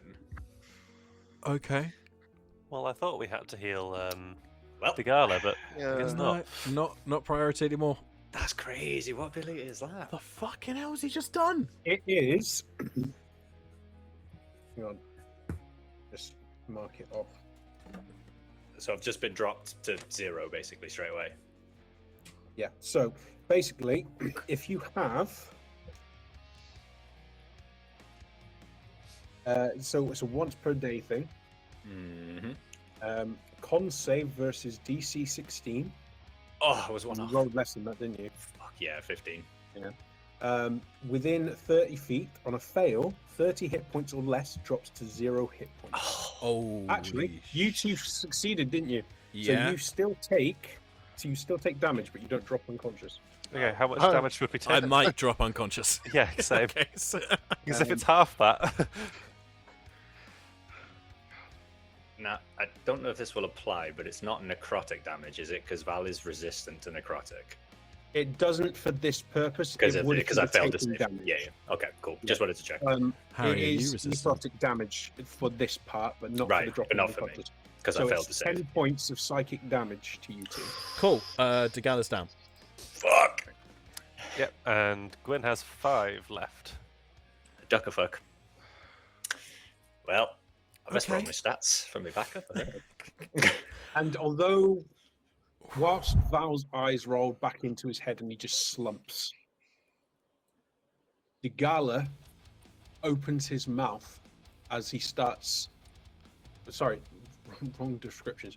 So Degala starts writhing as the burning sensation he felt previously intensifies and his muscles lock up. Yeah. And then it gets to the point where that burning sensation is felt within his brain, and his brain, as a means of coping with it, just shuts off, and he could lose his consciousness and just slumps. Val locks eyes with this creature as several of the different holes in its head lock onto him. And what Val sees within those blackened scopes is entirely up to Val to imagine what he sees. But whatever it is, his eyes roll into the back of his head, and as he opens his mouth, initially you think foam begins to form. Instead, powder just begins to pool out of his mouth, and as it drapes over his face, he just slumps Oh unconscious. my god. Cool. Now, fortunately, as I said, that is a once-a-day ability. Yeah. He's just going to rock up and just use it He straight used away. it well. He used it Well, well. you've got injured. Yeah. So, Fuck. so, right, that is its turn. Fuck it up. Now, after... Where are you? I have a feeling it's Val's turn next. I think it is. That's crazy. No, I was. There is one left, I believe. Oh shit. Did you kill all the original ones? Yeah, we killed the original. Yeah, ones. they're All all the done. original ones are dead, yeah. Yeah. Okay, in which case, then, it's Philip's turn. Philip! Oh, Come on! Oh, Heal me, Philip. Please save us somehow with your weird black magic. that you're doing. Disappears into the ether forever. Yeah. There is thudding sounds from inside the wagon, and the wagon begins to rock. Now That's is not the time. Philip.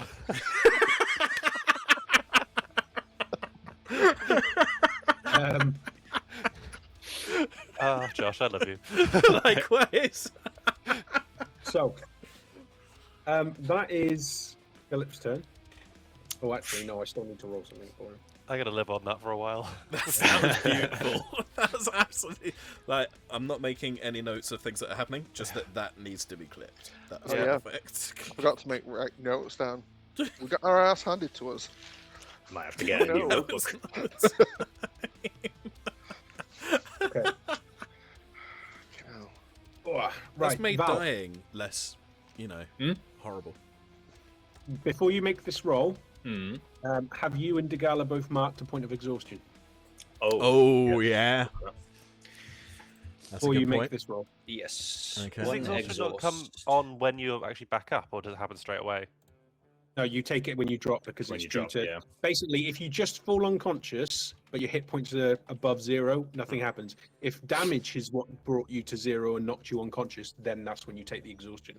It's the idea that you've taken a battering either physically or mentally to the degree where it's actually started to wear on you. Oh, so that'd Okay. be mental damage for Val then. Yes. Yeah, not physical. Mental Okay. And fatigue. Well, the fact that he's just chucked up, a good Yeah, fair. sizable amount of whatever this burning powder is from inside his body. Right. Um, First okay. death save. I'm going to roll Yep. mine on Elbow. Is it a natural 1? That's how Not Terrell rogue. died. That's how Terrell died. Oh, I've used my inspiration as well. Yeah, that is a natural 1. That is 2 failed saves. Oh my God. Well, that's fun. Okay. Oh, What did you get, Degala? I haven't done it Oh yet. no, it's not your turn, is it? No. No, Well, it's about to be, unless Cassian goes first. no, Degala will go first. We've been doing it that way. I'm going to roll it on Owlbear Oh boy. for everyone to see. Oh, that's, Oh, that's what a a I fail. honestly thought that was a I 1. mean, it's still a fail, but Yeah, but I thought that was a 1. yeah, so Fuck did me. I. That would have been awful luck. Okay, cool. There we So go. you're on character 3. I'll be bringing in character 2. So that's 1. Okay, so Cassian's turn. Oh, fuck yeah, it's my job, in it. What he's Well, going at to least do... now you can give all your attention to Cassian. This is very true. I can give all my attention to killing James's character. So, keep in mind, Cassie... Greenock shouted to get into the wagon and leave. Oh, Didn't have a chance to, yeah. And people are dying. And people are dying. What would Yeah. Cassian do? Cassian is going Get to... into the carriage and leave. He's actually going to use his bonus action to steady aim. So he's going to negate all movement. And he's going to give himself advantage and launch his psionic dagger at Pale Daddy. It's worth, I Why? think he gets sneak attack if they're within 5 feet anyway, if that's why you were doing it. But if you're just trying to give yourself advantage. Oh, fuck it. There. In that case, we'll Let me keep my just double movement. check that, though. We'll keep Yeah. his movement. And he'll just launch Yeah, a once per dagger. turn, you deal an extra however much damage to one creature you hit with an attack roll. If you have advantage on the roll and the advantage is a finesse or range weapon, you don't need advantage on the attack roll if at least one of your allies is within 5 feet of the target. The Yeah. ally doesn't have the incapacitated condition, Gwen's still up. and you Yeah. don't have disadvantage on the attack roll, so you Perfect. don't need. It's just in case you want to use your bonus action for something else. No, it's all good. We'll roll in that case. Come on, Cassian. Oh. Fuck my... Right, that's 9 plus 6. So 15 for Pale Daddy. That hits. Oh, Oh, thank good. God. Right, Got okay. a lower So, AC, it's larger. oh, of course, yeah. So we want 3d6 in that case. So 10 Oh, plus decent. 4 is 14 psychic damage on Pale Daddy. Nice. Nice. And then, considering that he's got 30 feet of movement left, the cart you said was 15, right, Tool? That's to get on What, top sorry? of it. Yeah, to get on It's top of it. 15 feet, yeah. He's going to get So on it'll top of count, it. it'll count as 30 feet for difficult terrain. He's going to get on top of it. He's on the roof of it. He's on the roof. Yes. He's on it in case it starts moving. So Cassian's going to survive, and The raised bit of that fountain, can I move under it? Or do I have to go around it? Yeah, you could. So you can. So oh, let me just get the pointer.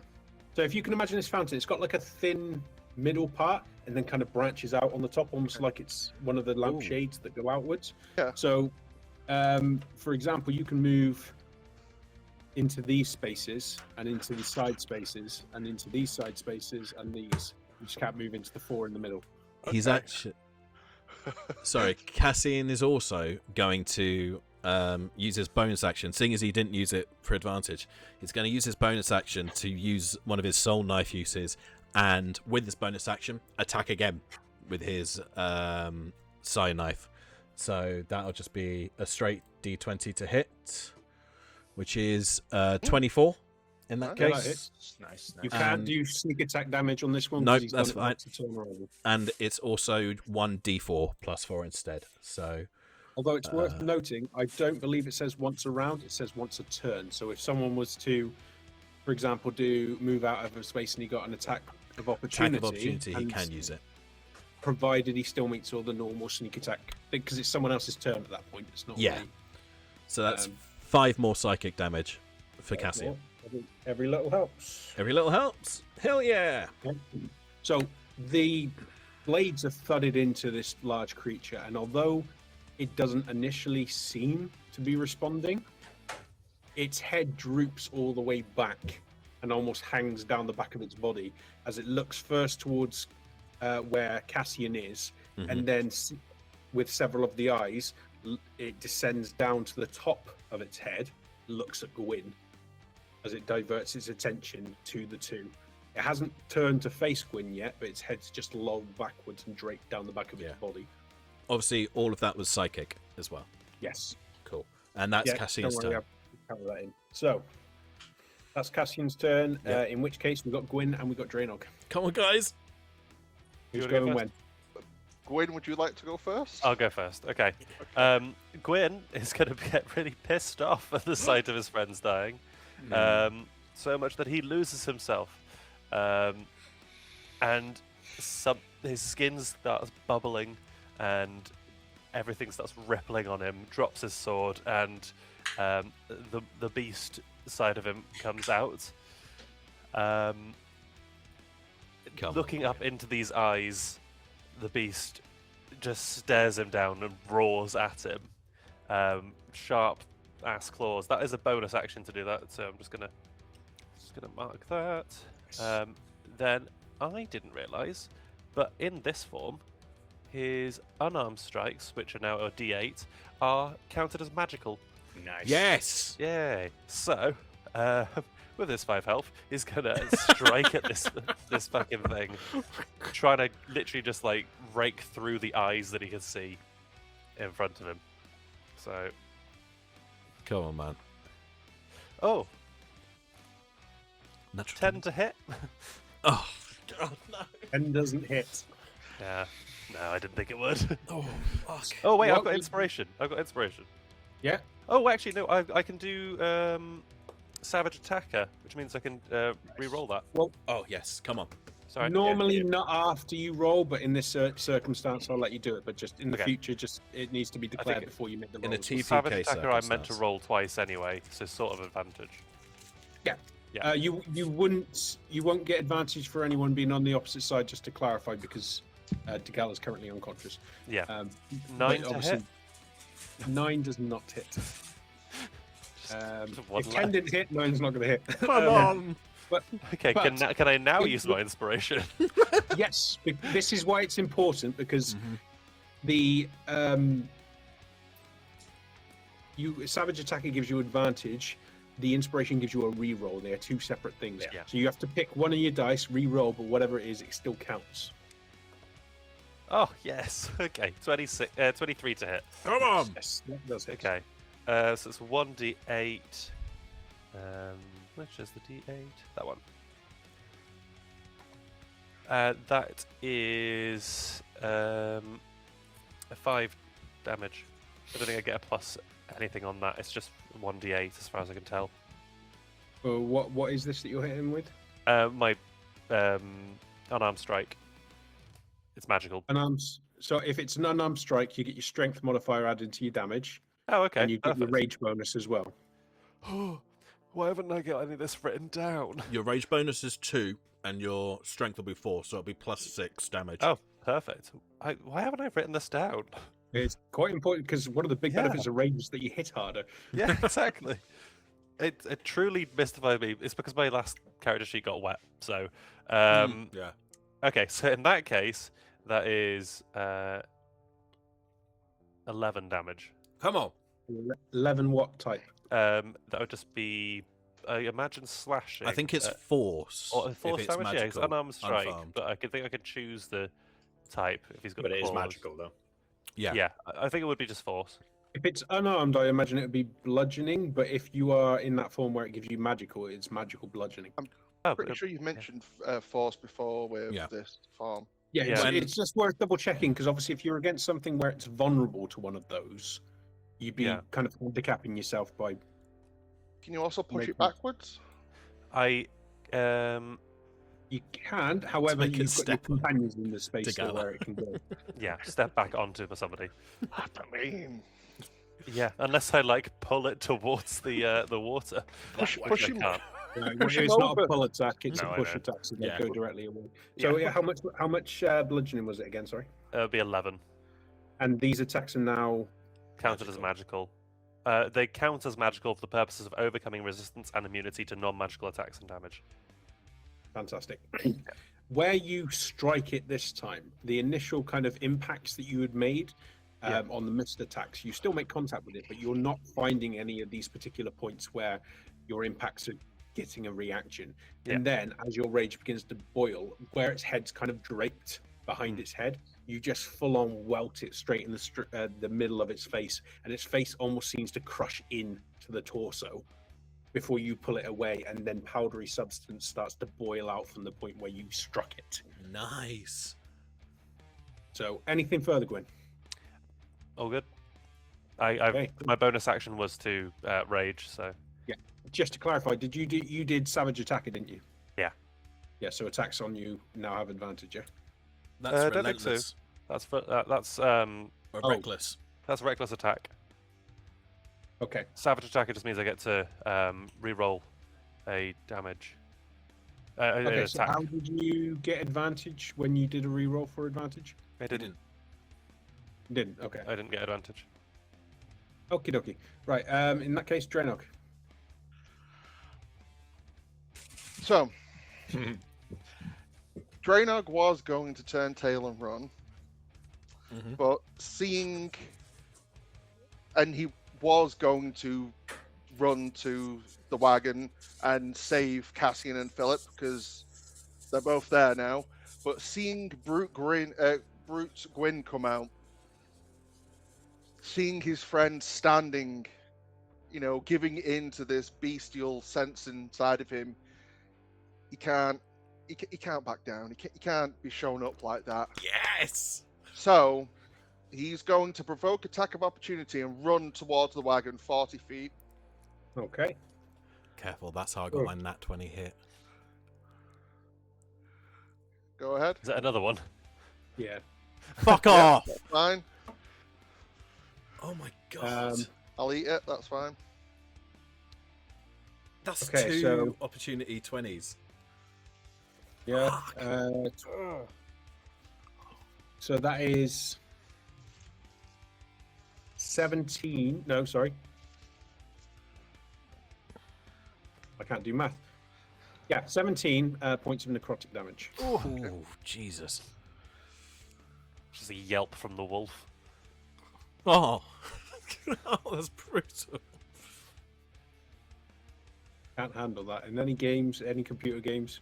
I know, right? Handle anything else, Oh. but as soon as you get a And do dog you know or who did something, that, Titus? Do you know who did that then? That was you. Yes, So, Scarlet. Draenog DM's will got us here. whimper as he runs. I'd roll for concentration on my moonbeam, but I'm going to drop it anyway. Okay. As he turns, and there's now blood flecks in the fountain. As he runs and jumps off the edge, he turns around, and as he turns, he's going to twist, and his bones creak and gnaw again, and he'll turn back into his gnome form. Mhm. And what was the tail of the wolf is where he kind of pulls the staff from, and the staff that he has is the woodland staff. So it's this long kind of branch, and so he runs his fingers along the runes of the branch, focusing on where Gwyn is. And I'm going to cast Wall of Thorns in a circle. The circle, so round Gwyn, this circle of almost like shrubbery will erupt up 10 feet high. and it's just full of thorns. But more importantly, the creature, the big pale daddy, is in the wall already. Okay. So when it appears, creatures in the wall need to make a dex save. And it's DC 14. 12 altogether. Fails. Cool. So it takes... How do I get out of this? It's That we're not going to worry about. We're not Okay. gonna worry about For that another now. day. However, I might worry about this. 1v1 arena. And it's just one arena currently. 1v half. It's half in there. there is 7d8 piercing, magical piercing damage on Pale Daddy, coming to 26 points as these thorns erupt up, tearing, and imagine this salt and this kind of weird ashy substance spilling out of it. So hopefully it doesn't go all over Gwyn. Nice. But yeah, Gwyn, I wouldn't recommend going through the wall of thorns. However, How do I go through it though? that was sick. you are Drano. protected. You're protected. Yeah, if this thing drops, nothing's getting to you now. You're What if it chill. drops on me? I am Okay. heavily wounded though. I think we're all are. all. Okay. I was So, honestly fine until now. okay. Oh, So, as the thorns erupt and encase and weave into and surround this giant creature, they almost seem to nettle in through the holes in its head before emerging from different holes, and it starts to pull itself away, which in itself starts tearing away at the flesh of this being. It took a fucking solid hit. It is still on its feet, but it fucking took a solid hit. Okay. So that might actually be the thing that pulls you through this. That was impressive. That is Um, a boss so, move. That. So basically, whenever anything, how long does that stay on? Is it a concentration? Yes, it's concentration for 10 minutes, and it's cost 6 charges of my staff. I'm keeping count. Good use So- though. Very Well, good Fantastic. use. Yeah, it is. So anything that enters the space, yeah, Or tries is to it pass enters or through. leaves? Or moving enters or... through costs 4 feet per foot, and they'll also have to make a. The first time a creature enters the wall or ends its turn there, it'll have to make a dex save with a further amount of damage. But it's Okay. only once per turn. So if it runs like through it, through one side and out the other, it doesn't take it twice. Okay. Okay. But Gwyn's protected. He's everything's fine. These I also people's can't friends, escape from the attacks. look, his friends, just shove it. That's why I was hoping you'd Okay. shove it onto the gala. The monster's in there. There's another It's monster in good. there. It's good. So that's Draenog, that's Gwen. That's us. They're all gone. And- Um, Draenor does have one hand on the wagon while he's watching all of this. okay. But there's that thing of, I don't want to see people die in front of me yet again. I So you're just can gonna save leave these them there? people, but then there's 2 other people he can save. No, 4 people he can save. I Cassian, close my eyes. Philip, Brown and Grey. Yeah. So, Draenog, you can hear thudding sounds from within the wagon. You can hear a grunt of exertion from Philip. Shut Oh up, you come lot. on. However, You're doing this to that is us. almost. Actually, what is your passive perception? Draenog? Draenog, What's passive your perception. passive perception? Sorry, I was on the Twitch chat. Someone had put some helpful stuff in there about That's massive, by the way. That Yeah. news from Scarlet. Um, That's huge. my passive is it's just 10 plus my perception, so 14. And But I your am insight's the next same, to yeah? it. Yeah, I'm right next to it, so Okay. I can hear Philip get up. So you hear the thud sounds as though something is being hacked. You can hear the exertion from Philip, and then you hear a distinct, separate, overlapping sound of a grunt of pain from Philip. overlapping one another, almost as though it's being two separate sounds being made at the same time A separate. from within the wagon. Oh God, there's two of them. I mean, there was always two Phillips. No, that's true. Yeah, true. Okay, so that's his turn.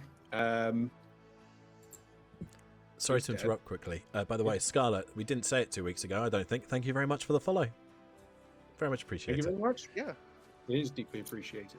I definitely appreciate the help in the chat. That's massive. What a time to tune in. Yeah. Okay. So, do me a favor. Who? No, actually, they haven't gone yet. They don't go yet. Sorry, I was looking at the wrong notes. Get rid of that. Get rid of that because I'm going to confuse myself. Okay, so in which case we go back to the top of the round. Yeah. It's them first, isn't it? No, Oh, I wow. was confusing myself. They go first. Yeah. They go first, yeah. Oh, well. But they're all Oh, in yeah. turn 10, aren't they? Oh, they were. That was the old They were ones. the old ones. Yes. Yeah. Oh, okay, it's the old one, right? Yeah, right. this is what, because the notes I've made weren't clear which group I was on about, so Oh. that's why I was getting confused. Yeah, In which that's fine. case, Gwyn, Degala, and Val roll a d20 for me. Tell me who Mhm. gets the lowest. I'm going to do this on Albert as well, just to be... Seeing as we're at high stakes. Well, I've already rolled shit. 14. 7. I got an 8. Oh, Shit. right. Let's go in. Oh, wait a second. Tidus. Yes? Enter, starts, and ends its turn in the Thorn so of Walls. In the Wall In of which Thorns. case, I will thought make that thorns. roll. Let's Wait. hope. Well, it's when it ends. If it ends its turn in, Enter, starts, Well- and ends, isn't it? That's what it says on the chat, at least. Yeah, that's what Yeah, Scarlett's double found check. for us. Do a double check for me because Yeah, because this is Yeah. massive. Gonna be clutch. This is huge. otherwise Gwyn's going to be trapped in the thing with it. Oh no.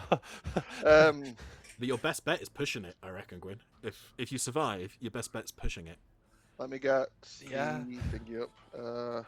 The only What's it- problem is he'd is be it- pushed back onto the space where you guys are, Ah, fine. which you can do. That's But That's fine. well, you say that Val's got one save left. Yeah. Wall of Thorns 2024. Is it Wall of Thorns, Dean? Wall of Thorns. Yeah. Right, Wall of Thorns. There we go. I'll put it in. I've got a thingy on Discord for it. Mhm. So you create blah blah blah blah blah. Can't wait for it to blah, blah. deflate like the Hindenburg. The wall blocks line of sight, which is helpful. So Gwyn can't see the horror outside. Oh, so I just feel like I'm trapped in Yeah. here with no sight of any escape at all. Oh boy. And the things outside don't know you're there, so it's fine. They just see lovely. me. Oh, sure. A creature can move through the wall, but slowly and painfully. For every foot the creature moves through the wall, it spends 4 feet of movement. So if you move in 5 foot, that's 20 foot. Oh, wow. Furthermore, the first time the creature enters the space in the wall on a turn, or ends its turn there, it needs to make the dex save. But So it won't because it's Is it It was moving already through there. entering. It's not entering the space. It's first time. leaving it. So it's got to end it. Yeah. Well, moving if it ends, so moving it's- through If it. it comes in, attacks Gwyn, and then tries to leave, it's Yeah, now entering okay. the space in it again. It's a good call because Well, it entered Um, the thing when I created it, Yeah. so it's already in it. But Mhm. if it moves through it and then tries to circle around and he's still in the thorns, then yeah, Okay. I just dropped So my character me sheet just- everywhere. he was there. So that would have been. Did you say 20 foot of movement? So every 5 foot's going to be 20 feet. Just double check because I've just put the book down. Is it enters a space of it or enters the wall of thorns? Because The wall of otherwise, thorns. this It's not, movement. it's not going to. It's already in the wall, so it's moving through the wall. Yeah. It's fine. But if it ends its turn there, it'll take the damage. Okay. And In which case he'll move there then. I mean, no matter where it was, it would still technically be in the Wall of Thorns, no? Because he's so large. yeah, he's in. But this is mean where he's ended. The safe space is that little square in the middle. Where I am currently. Yes. Everything. I couldn't get. I wanted to move into the space with you, but I couldn't. Okay. So- There is a way to solve this. Gwen dies, gonna and then it move. dies. Yeah, Gwen dies. He's going to move, and I'm going to make an unarmed attack against Gwyn to push him. Yeah. Oh God. Wait, let me just see if I've got any resistances to that. You're resistant to Sorry. being pushed, aren't you? I don't know, probably. Might Double be check so- your path, because I seem to. It It's might just- be Philip I'm thinking of. So it's a strength save against 8 plus its proficiency plus its strength. Plus, you are a Path of the Fractured, aren't you? So I'm not sure if there's Yeah. anything in there that. No. No. Oh. Shit. I'm panic eating cream eggs now. Oh, I've had pizza delivered. I was going to wait, but I'm stress eating it now. I do apologise. Don't have too many of those cream eggs, mate, because you know it's a lot of sugar. You'll be on the loo. I don't care. I'm too nervous. And for everyone, try a cream egg once you froze it. Nice. I'll try that later when I'm mourning Val, Gwyn, and Dagala all at the same time. I imagine. We've just got to Cassian? save Val, otherwise we have no Oh, basis of the story that we've got so far. We got to save the go- man who's already I'll failed save his twice. daughter. Yeah, you know. That'll be my Oh, redemption. you and Cassian, who Cassian definitely cares about their daughter. Yeah. Yeah. Right, Jesus okay. Christ. James isn't here and he survives. Unscathed, by the way. He's not been hit once. So far, don't. Oh, before- Let's not jinx it. I got hit before, but I got temporary hit points when I change. It's a very few temporary hit points, but it basically is your wizard level, your druid level. So I've only the first hit barely did anything to me. I was fine. That fucker Nah, yeah. critted me as I ran away. So annoyed. I was one off succeeding the save. Oh, Yeah. mate. This See, I got battle 15. would be so different if you were still Yeah. up. Yeah, and also if I had Okay. 2 more HP, I would have been alive. still. In which case, Don't shove that me. is 22. So the unarmed strike will hit, which means Gwyn, I need I believe, strength or dex saving throw from you. Come on, Correct. come on, Gwen. And I get my Come on. primal thing with this And for certain ones. Yeah, the- double check any and all abilities, because if you fail this, you're about to take 78 points of damage. Yeah, because the DC is 10 plus that monster's strength. Okay, so what's the saving throw? Saving throw for this is 14. Come on, 14. Come on. Okay, well I've Come got on. plus 6 to strength Come on. saving throws. come on. Come on, come on, come on, come. 16. Yes. Yes! So you're not shoved back. Thank God. I do So- still take damage. But true. You do still, well, no, No, it's a because push. you can choose to Oh, it's attack just and pushing, damage or shove. Yeah, it's an That was action. one attack, so it's going to hit you with the other instead. Then, since you're not moving. Oh There we well. Okay. Right, what's your What a AC? pointless exercise. What's your AC? not 17. necessarily, not 17. necessarily, because I know. if it shoved you back, it's 70 whatever, and this Yeah. one's a lot less. Yeah. Yeah, because That I didn't want to just KO you straight off. yeah. So that's a dirty 20. Oh, that hits. Do you have resistance in the rage form, or is that not Path of the Not Fractured? yet. Next Next thing. level. I no, I do have actually. Give me a sec. I do Against have blunt, damage resistance to Bludgeoning, bludgeoning, piercing, and slashing. Not the Non-magical. non-magical. Yeah. Does your subclass give you any additional ones? I think that's at level 6. It does that.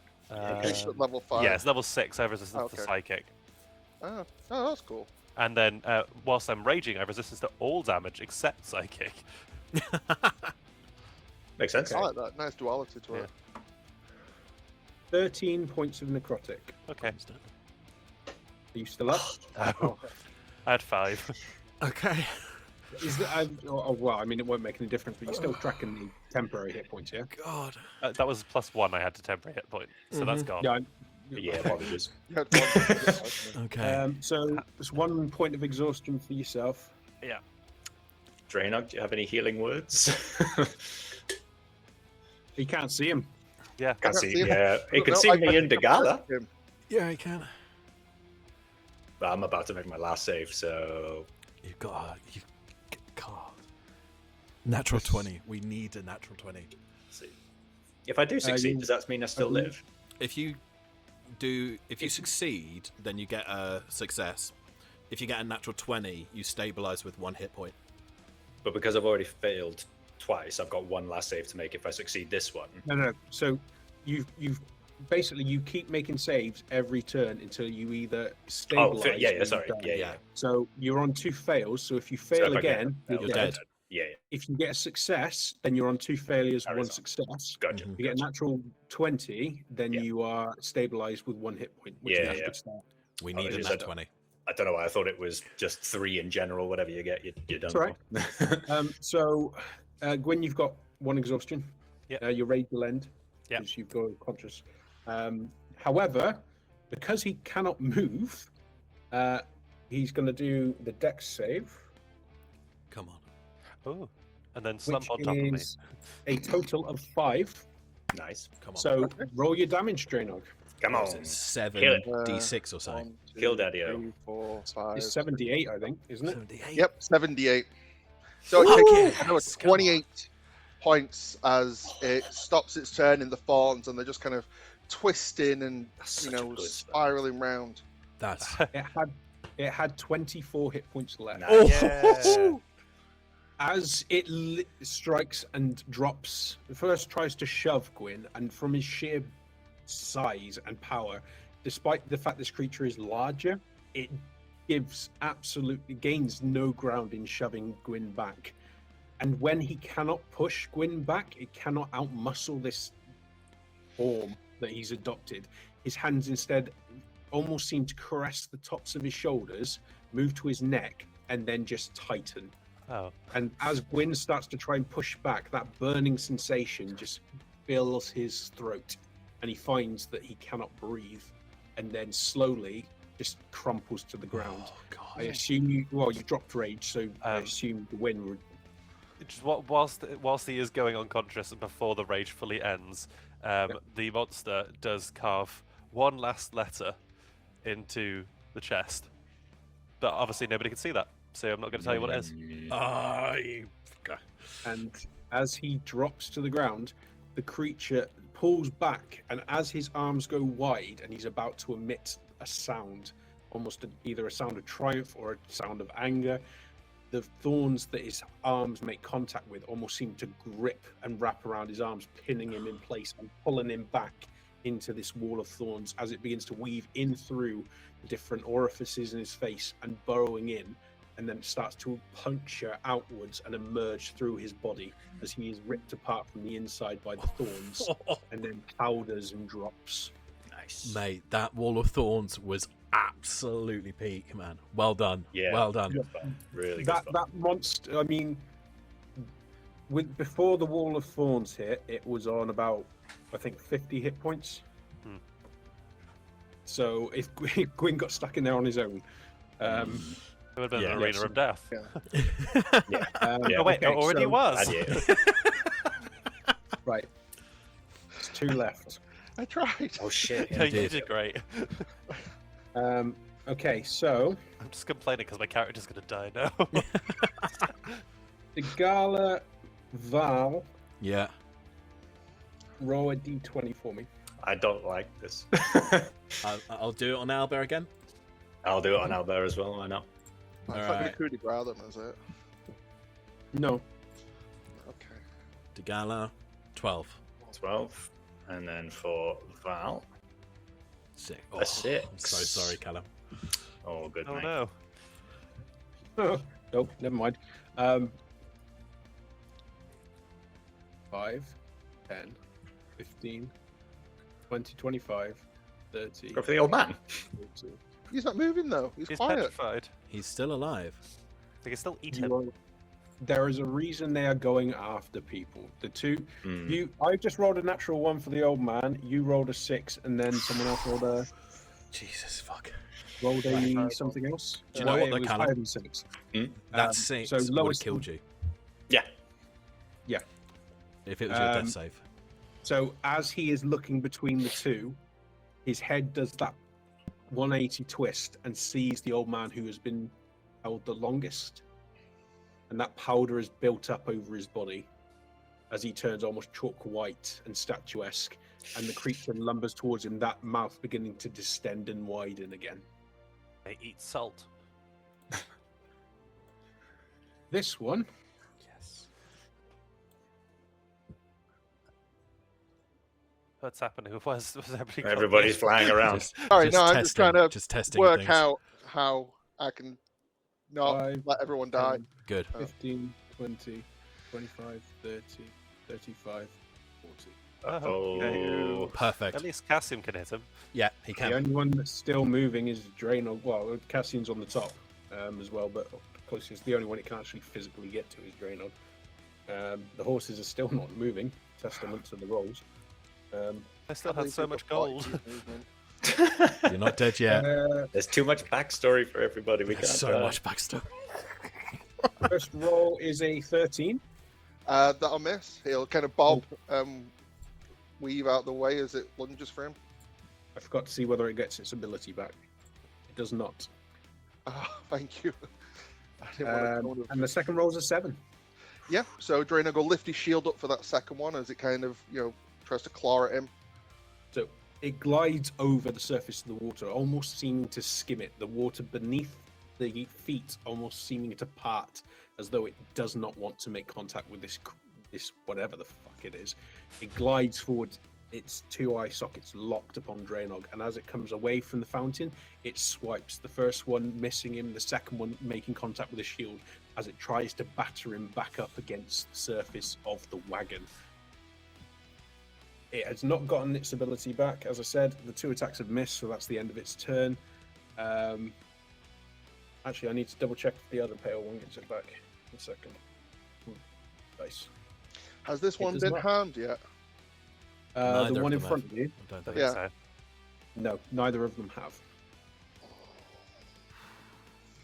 Yeah, they've only just arrived. Yeah. So, now it is.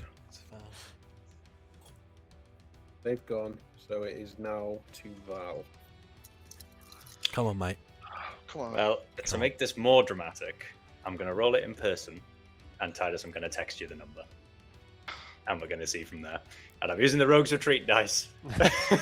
Oh, Rogue's Retreat. Come on. Don't fuck me, Rogue's Retreat. Okay. I'm going to text you the number. Oh, that poker face. It gave nothing away. Nothing. Nothing at all.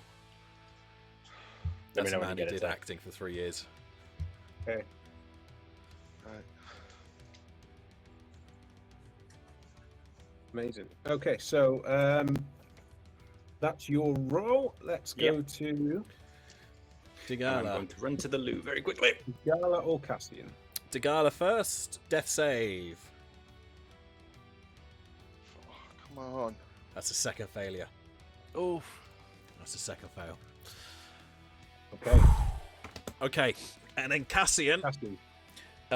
He's 15 feet up on the top of the wagon. He is going to he's going to utilize his bonus action this time, and he's going to give himself advantage with steady aim. I know he doesn't need to for sneak attack, but I want to try and crit this motherfucker. So he's going to steady aim. He's got no movement, but he's got advantage, and he is going to launch his psionic dagger at Pale 1-3. This one just here, that's in combat with Draenog. Right. Oh shit. Oh, actually no. I'm rolling Cassian on here, aren't I? Okay. Come on. Natural 20. Ah. All right. So that's 25 to hit. That hits. Yeah, that definitely And- hurts. It would That give hits. sneak attack because he's in combat with Draenog. Yep. So that is a total of 10 plus 4, 14 psychic damage for Cassian. Nice. I like it. Okay. And One he's sec. oh As it lunges forwards for Draenog, starts lifting its arms to try and batter him back. One of them grips the shield and slams the shield back towards Draenog, almost forcing him back. And as Draenog kind of fights to distance himself, it looms over and its head comes into just the right place for that dagger to fly. And it vanishes through the top of his head, or rematerializing in his hand. And where it pulls back, the head just concaves in on itself. Yes, And come it on. slaps and turns to add 14 points. Oh, Come on. nice. Awesome. Like I said, not all creatures will have uniform have the hit points. same. I roll them before Yep. combat. Okay. And then depending on what they've done, they'll vary depending on from there. Yeah. That's one down. We've got one more. That is Cassian's left. turn. He's got no movement. That's his bonus action, and Okay. that's his attack. So that's his turn gone. Okay. So from Cassian's vantage point, he would be able to see over the Wall of Thorns because the Wall of Thorns is only 10 foot high and He he's would. 15 foot high. In that case, Draenog, they're all down. They're all looking fucked. You got very British. Yeah, He is quite British. Isn't he? he is quite British, to be Yeah, fair. he's quite British. Yeah. He is, yeah. I mean, Josh got very British. Oh, yeah. What are you insinuating, sir? That I'm not? So- Your elf sounds Russian, so... I know, but that's when the Galar is alive. You know. Well, let's not say Russian. Let's say somewhat Eastern European-esque. Yeah, Yeah. Slavic. Slavic. Yeah. So- Slavic. Yeah. Now it is Gwyn or Draenog. Do you want to Can I take the go lead on that one? first? Yeah. I'm going to, hearing that they're all down, I'm going to drop concentration of the Wall of Thorns, see that Gwyn is down, but knowing that Gwyn has only just gone down, Draenog is going to kind of hesitate for a moment again, seeing that there is still one of these pale entities, but it seems to be distracted. He's going to make a break for it and try and head over to the Gala and Val. So 5. Have you got Healing Word or Healing Touch? I have Cure Healing wounds. Word and I have my healer's kit to heal people in 5 feet. So I could. So he could do both because you can do healing word as a bonus action, can't you? So 5, 10, 15, 20, 25, 30. So I'm going to run over. I'm going to cast. He's going to mutter a druidic word for health and fertility to Val to try and heal him. And I'm going to do attack second level. Oh, fertility. Will it Second take? Fertility. See, Will it weirdly, take? I would That's have the done that to Digalak. But that's above table gaming. Yeah, that's that. above table. Yeah. Will the healing word take? This is the big question. Healing Let's word is zoom in. 2d4 plus 2d4 for every spell level above first. So it's 1, 2, 3, 4. 4d4 plus my spell modifier. So plus 4 to that. So that's a 12 points of health for Okay. Val. Right. And as he scrambles down,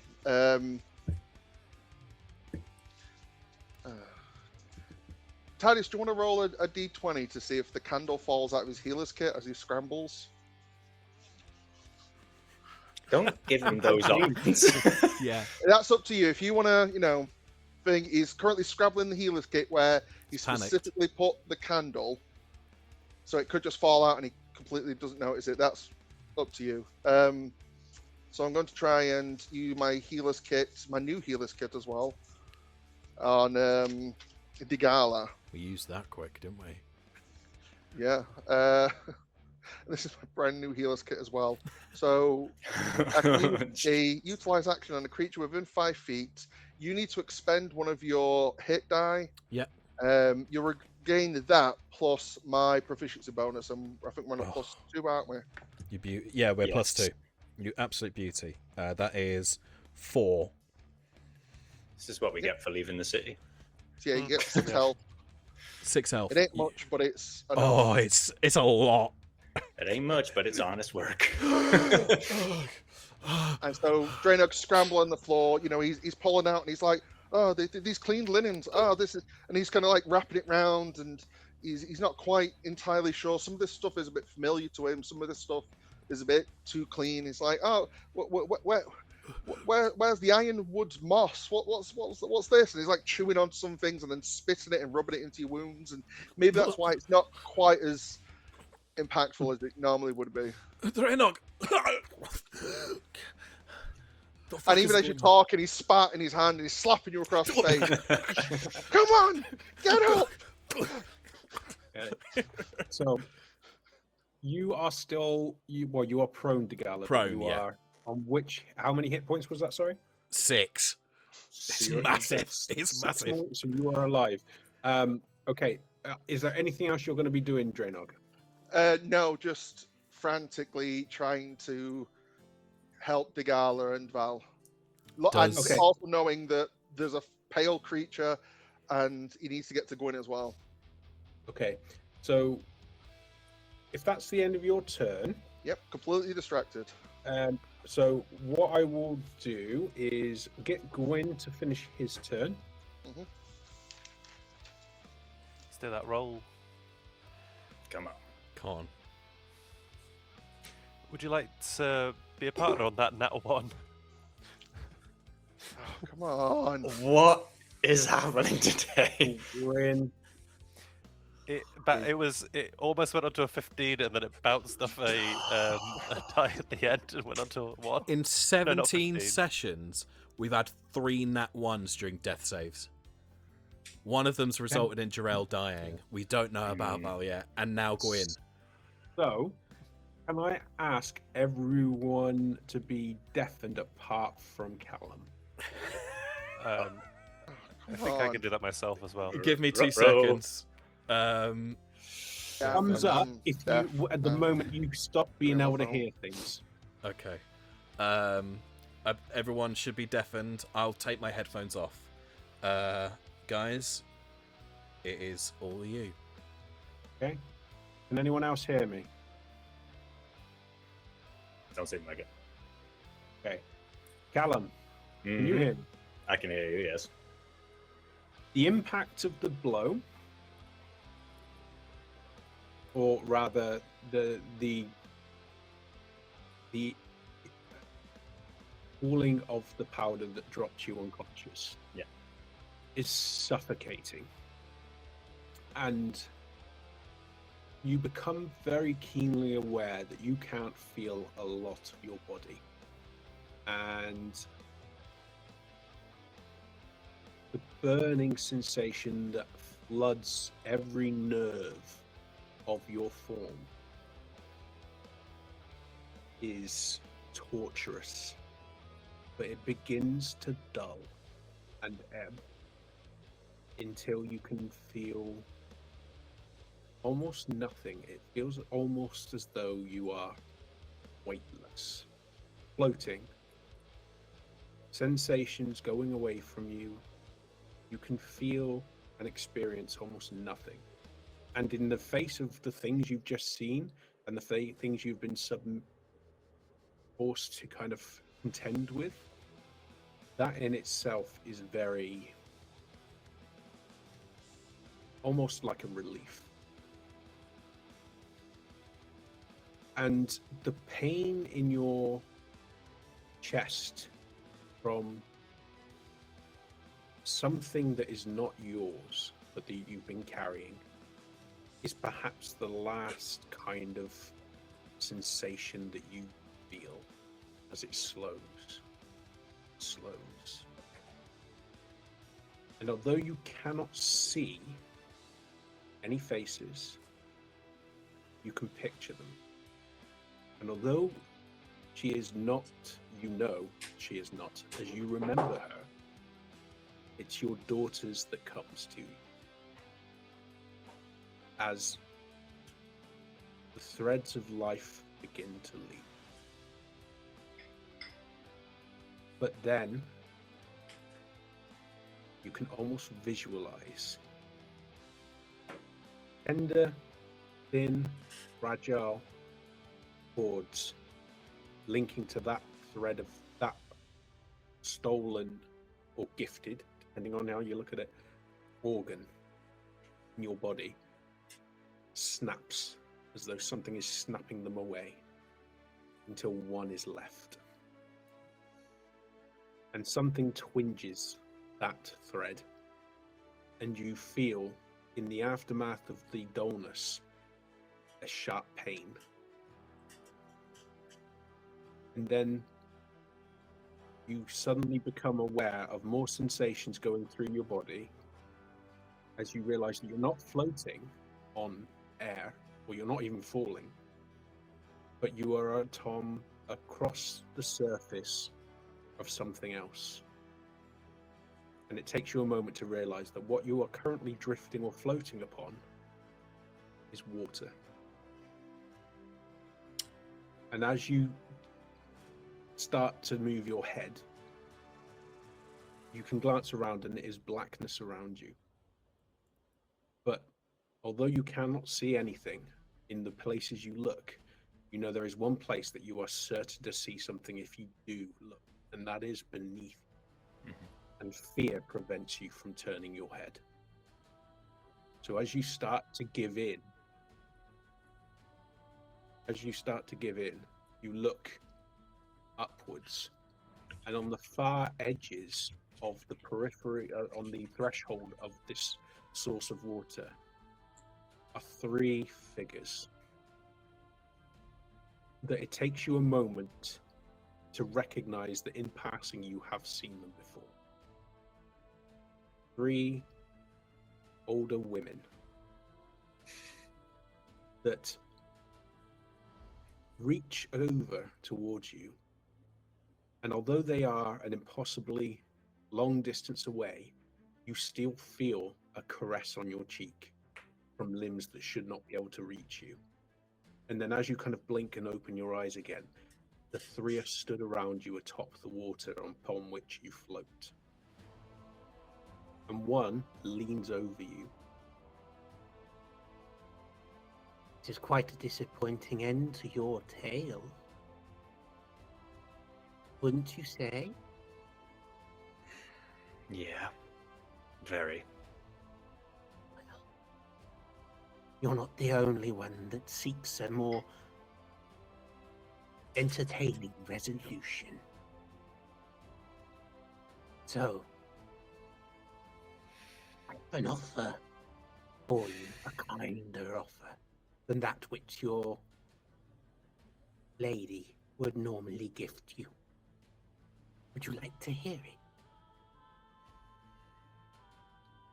Yeah. The gift, And she reaches down to your chest and with long, gnarled fingers strokes with the middlemost finger the surface of your skin there. the gift, such as it is that you were given, we can give you one better. The old heart is due to die. Perhaps a new one will beat anew. Would you like us to give you that second chance to find your beloved daughter? And what would this mean for me? Am I to be That indebted to you? to Shane. Not to me, no.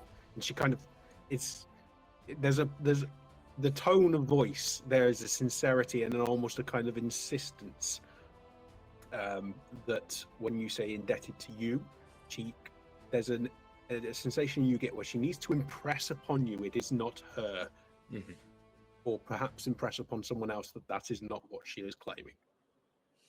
Not to me. To someone that has an invested interest in the lightless. You know, as I know, that one day she will come for you. No matter how much you might play the stubborn child and resist all draws to the contrary.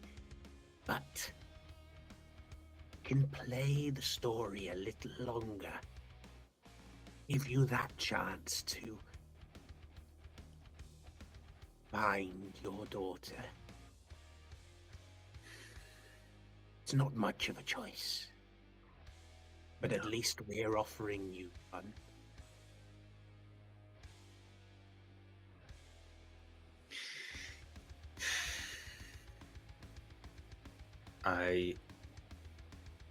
will never betray my love.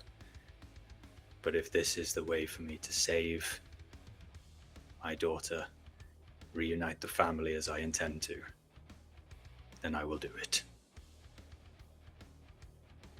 Swear upon her true name.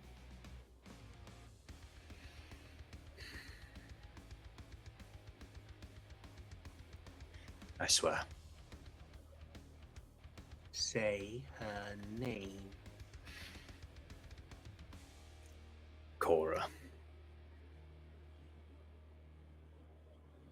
And she smiles. A kindly old woman's smile. The whole demeanor, everything about her is intended to be disarming, but you know better. And as she reaches across with one hand, she strokes the side of your face, almost like a mother consoling a child or a grandmother consoling a child.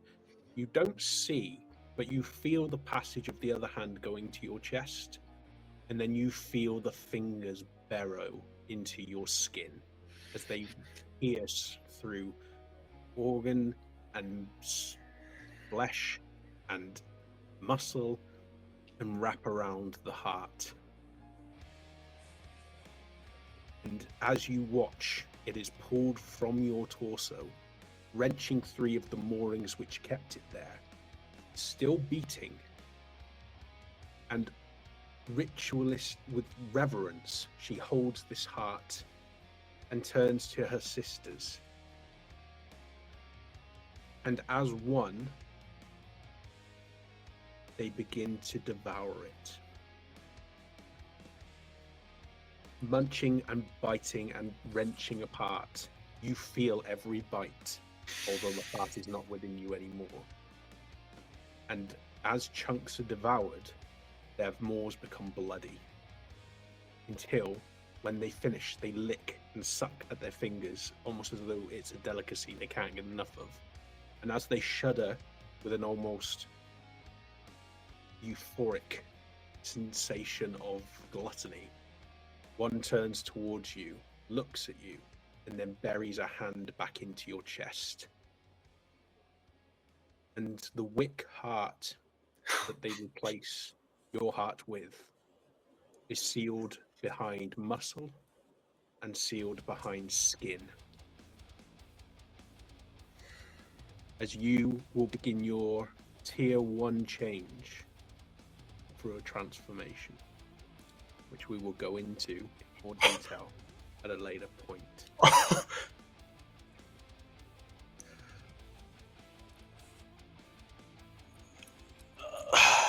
Let me know when everyone's back. Hello. There was a lot of noise going on from you guys. You weren't listening in, were you? No.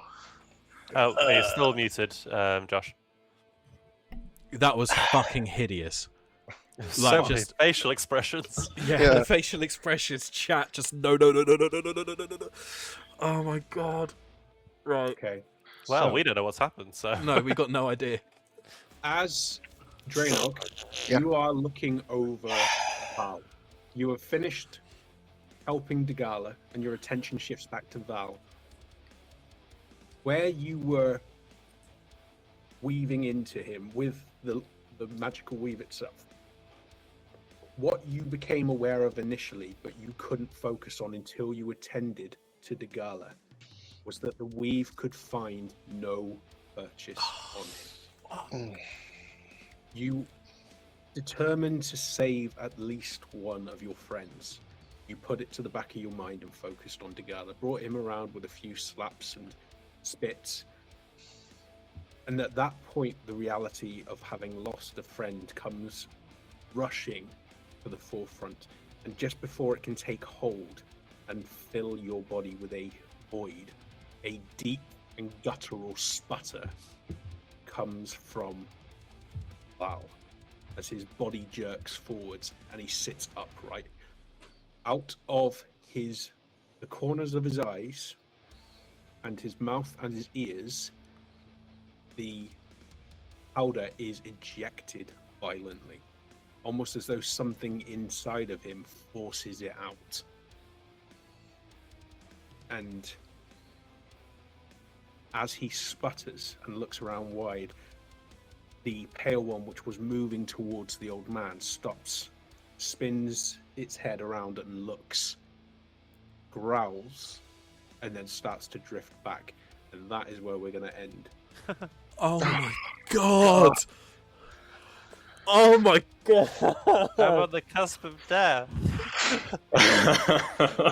We will pick up from there. So Draenog's turn has finished. You did your roll, so the next person is Philip. Oh. Oh no. Start session 18. I'm just making a note of. There we go. Okay, so we will leave it with that. We will pick up with Philip's turn into the next combat. Oh my god. You said obviously my lack of familiarity with Owlbear. It will save as it is. Yeah, we don't have to make any notes. And Yeah, stuff. it should save. It should save. Yeah. Awesome, fantastic. Thank you, guys. It's as always, we appreciate people joining us and watching us. We're not going to be as seamless as other streams and stuff like that. We are still very much learning, so we appreciate any patience and people joining with us. We will get better over time, and we'll hopefully get a hell of a lot better when we get back into the intended format of our stream, which is face to face. If you do like what we do, please do feel free to like, share, and subscribe. It really helps us. We are very small, and it is the only real way that we can ever get people to know that we exist. And please do feel free to join us on Discord. Dean, you've got the link. Yeah, so if you go to perils.uk, that'll redirect you straight to our Discord. Like I said, we're quite active on there, and there'll be any updates. The schedule will be there first, as well as us talking about the show and just other things as well, sharing artwork, sharing images of our pets and stuff like that. Yeah, so feel free to join us there. It is the best way to find out all the information, because although sometimes it can be a bit quiet on occasion, it's just because there's not that many of us in there at the moment. As we get more people, we'll be more active. And if anyone does post anything in there, we are all in there. We do all get the reminders or the notifications when people do speak to us. So if you've got any questions or anything that can't be answered in the chat because we might have missed it, that's the best place to come and get us. If you want to say about our sponsors one last time for us, please, Callum. Yes, Rogues Retreat, again, guys, do seriously go check them out. They do have a lot of really, really cool stuff, and they're already really good prices, but if you do want an additional 10% off, because who doesn't love an extra little discount, just use the code Perils at the checkout. Apologies for the torture that we put you all through on that side of things, but yeah, that's one whisper you're not going to be able to listen to, Josh, I'm afraid. How are you so chirpy still? Oh, I'm processing. Yeah, I won't do any clips of that whisper. I'll keep Please don't, that out. That's fine. I won't listen to that at all. Because it's a conversation I need to have with Callum post stream. Okay. So yeah. we'll go into that later on. However, everybody else, thank you very much for joining us. Yes. Next time we'll, because obviously unless we get Ryan back next week, is it wins Yes. monologue? Yes. Yes. So Possibly final. Oh, no. we'll get everybody back and Yeah, you're still not up. Do you know what? That was a very difficult combat, and yet you lot are still largely. Still one left. I mean, without Dean, that would have been a pure TPK. Yes. Like Draenog and Cassian were MVPs in that one. Yes. Yes. You are. Hey, I discovered the water thing. You did. No, That you was did, also Quinn. very You know You what? did. Very On helpful. the subject of, because everyone did really fucking well on that, everyone can have inspiration. Yay. So make sure to mark that down. We will also. You are approaching. You're not there yet, but you are approaching the point that we'll be going to level 5. Yay. Obviously, it does involve the introduction of things like bastions and stuff. So that's stuff that we have to cover actually in the game, and also re-familiarize ourselves with the rules for. So you are approaching that point. So obviously, start planning for. Because it will be a coordinated effort getting things detailed. And Maybe we could do like an extra stream one night in the week where we do a bastion setup and a bastion planning, Yes. so it's ready to jump straight into the story when we're Yeah, ready. and that'll likely follow the end of a session where we do declare you go to level 5. Yeah. So we could in that same stream potentially level everyone up to 5 at that point, because the change from 4 to 5 is when you go from tier 1 to tier 2 in terms of like power depth. So it'll be a good one to cover in the stream as well. So thank you very much for joining us, everybody. We'll wish you the very best, and we will see you next Sunday. The VODs do come out on Wednesday, and the lore videos come out on the Friday. So keep an eye out for those. Yes, they and see you do. next Sunday. And we'll be raiding out to Death Angel 573. Nice. Thanks, everybody. Very apt. Have a great day. Bye-bye. Bye. Bye. Right.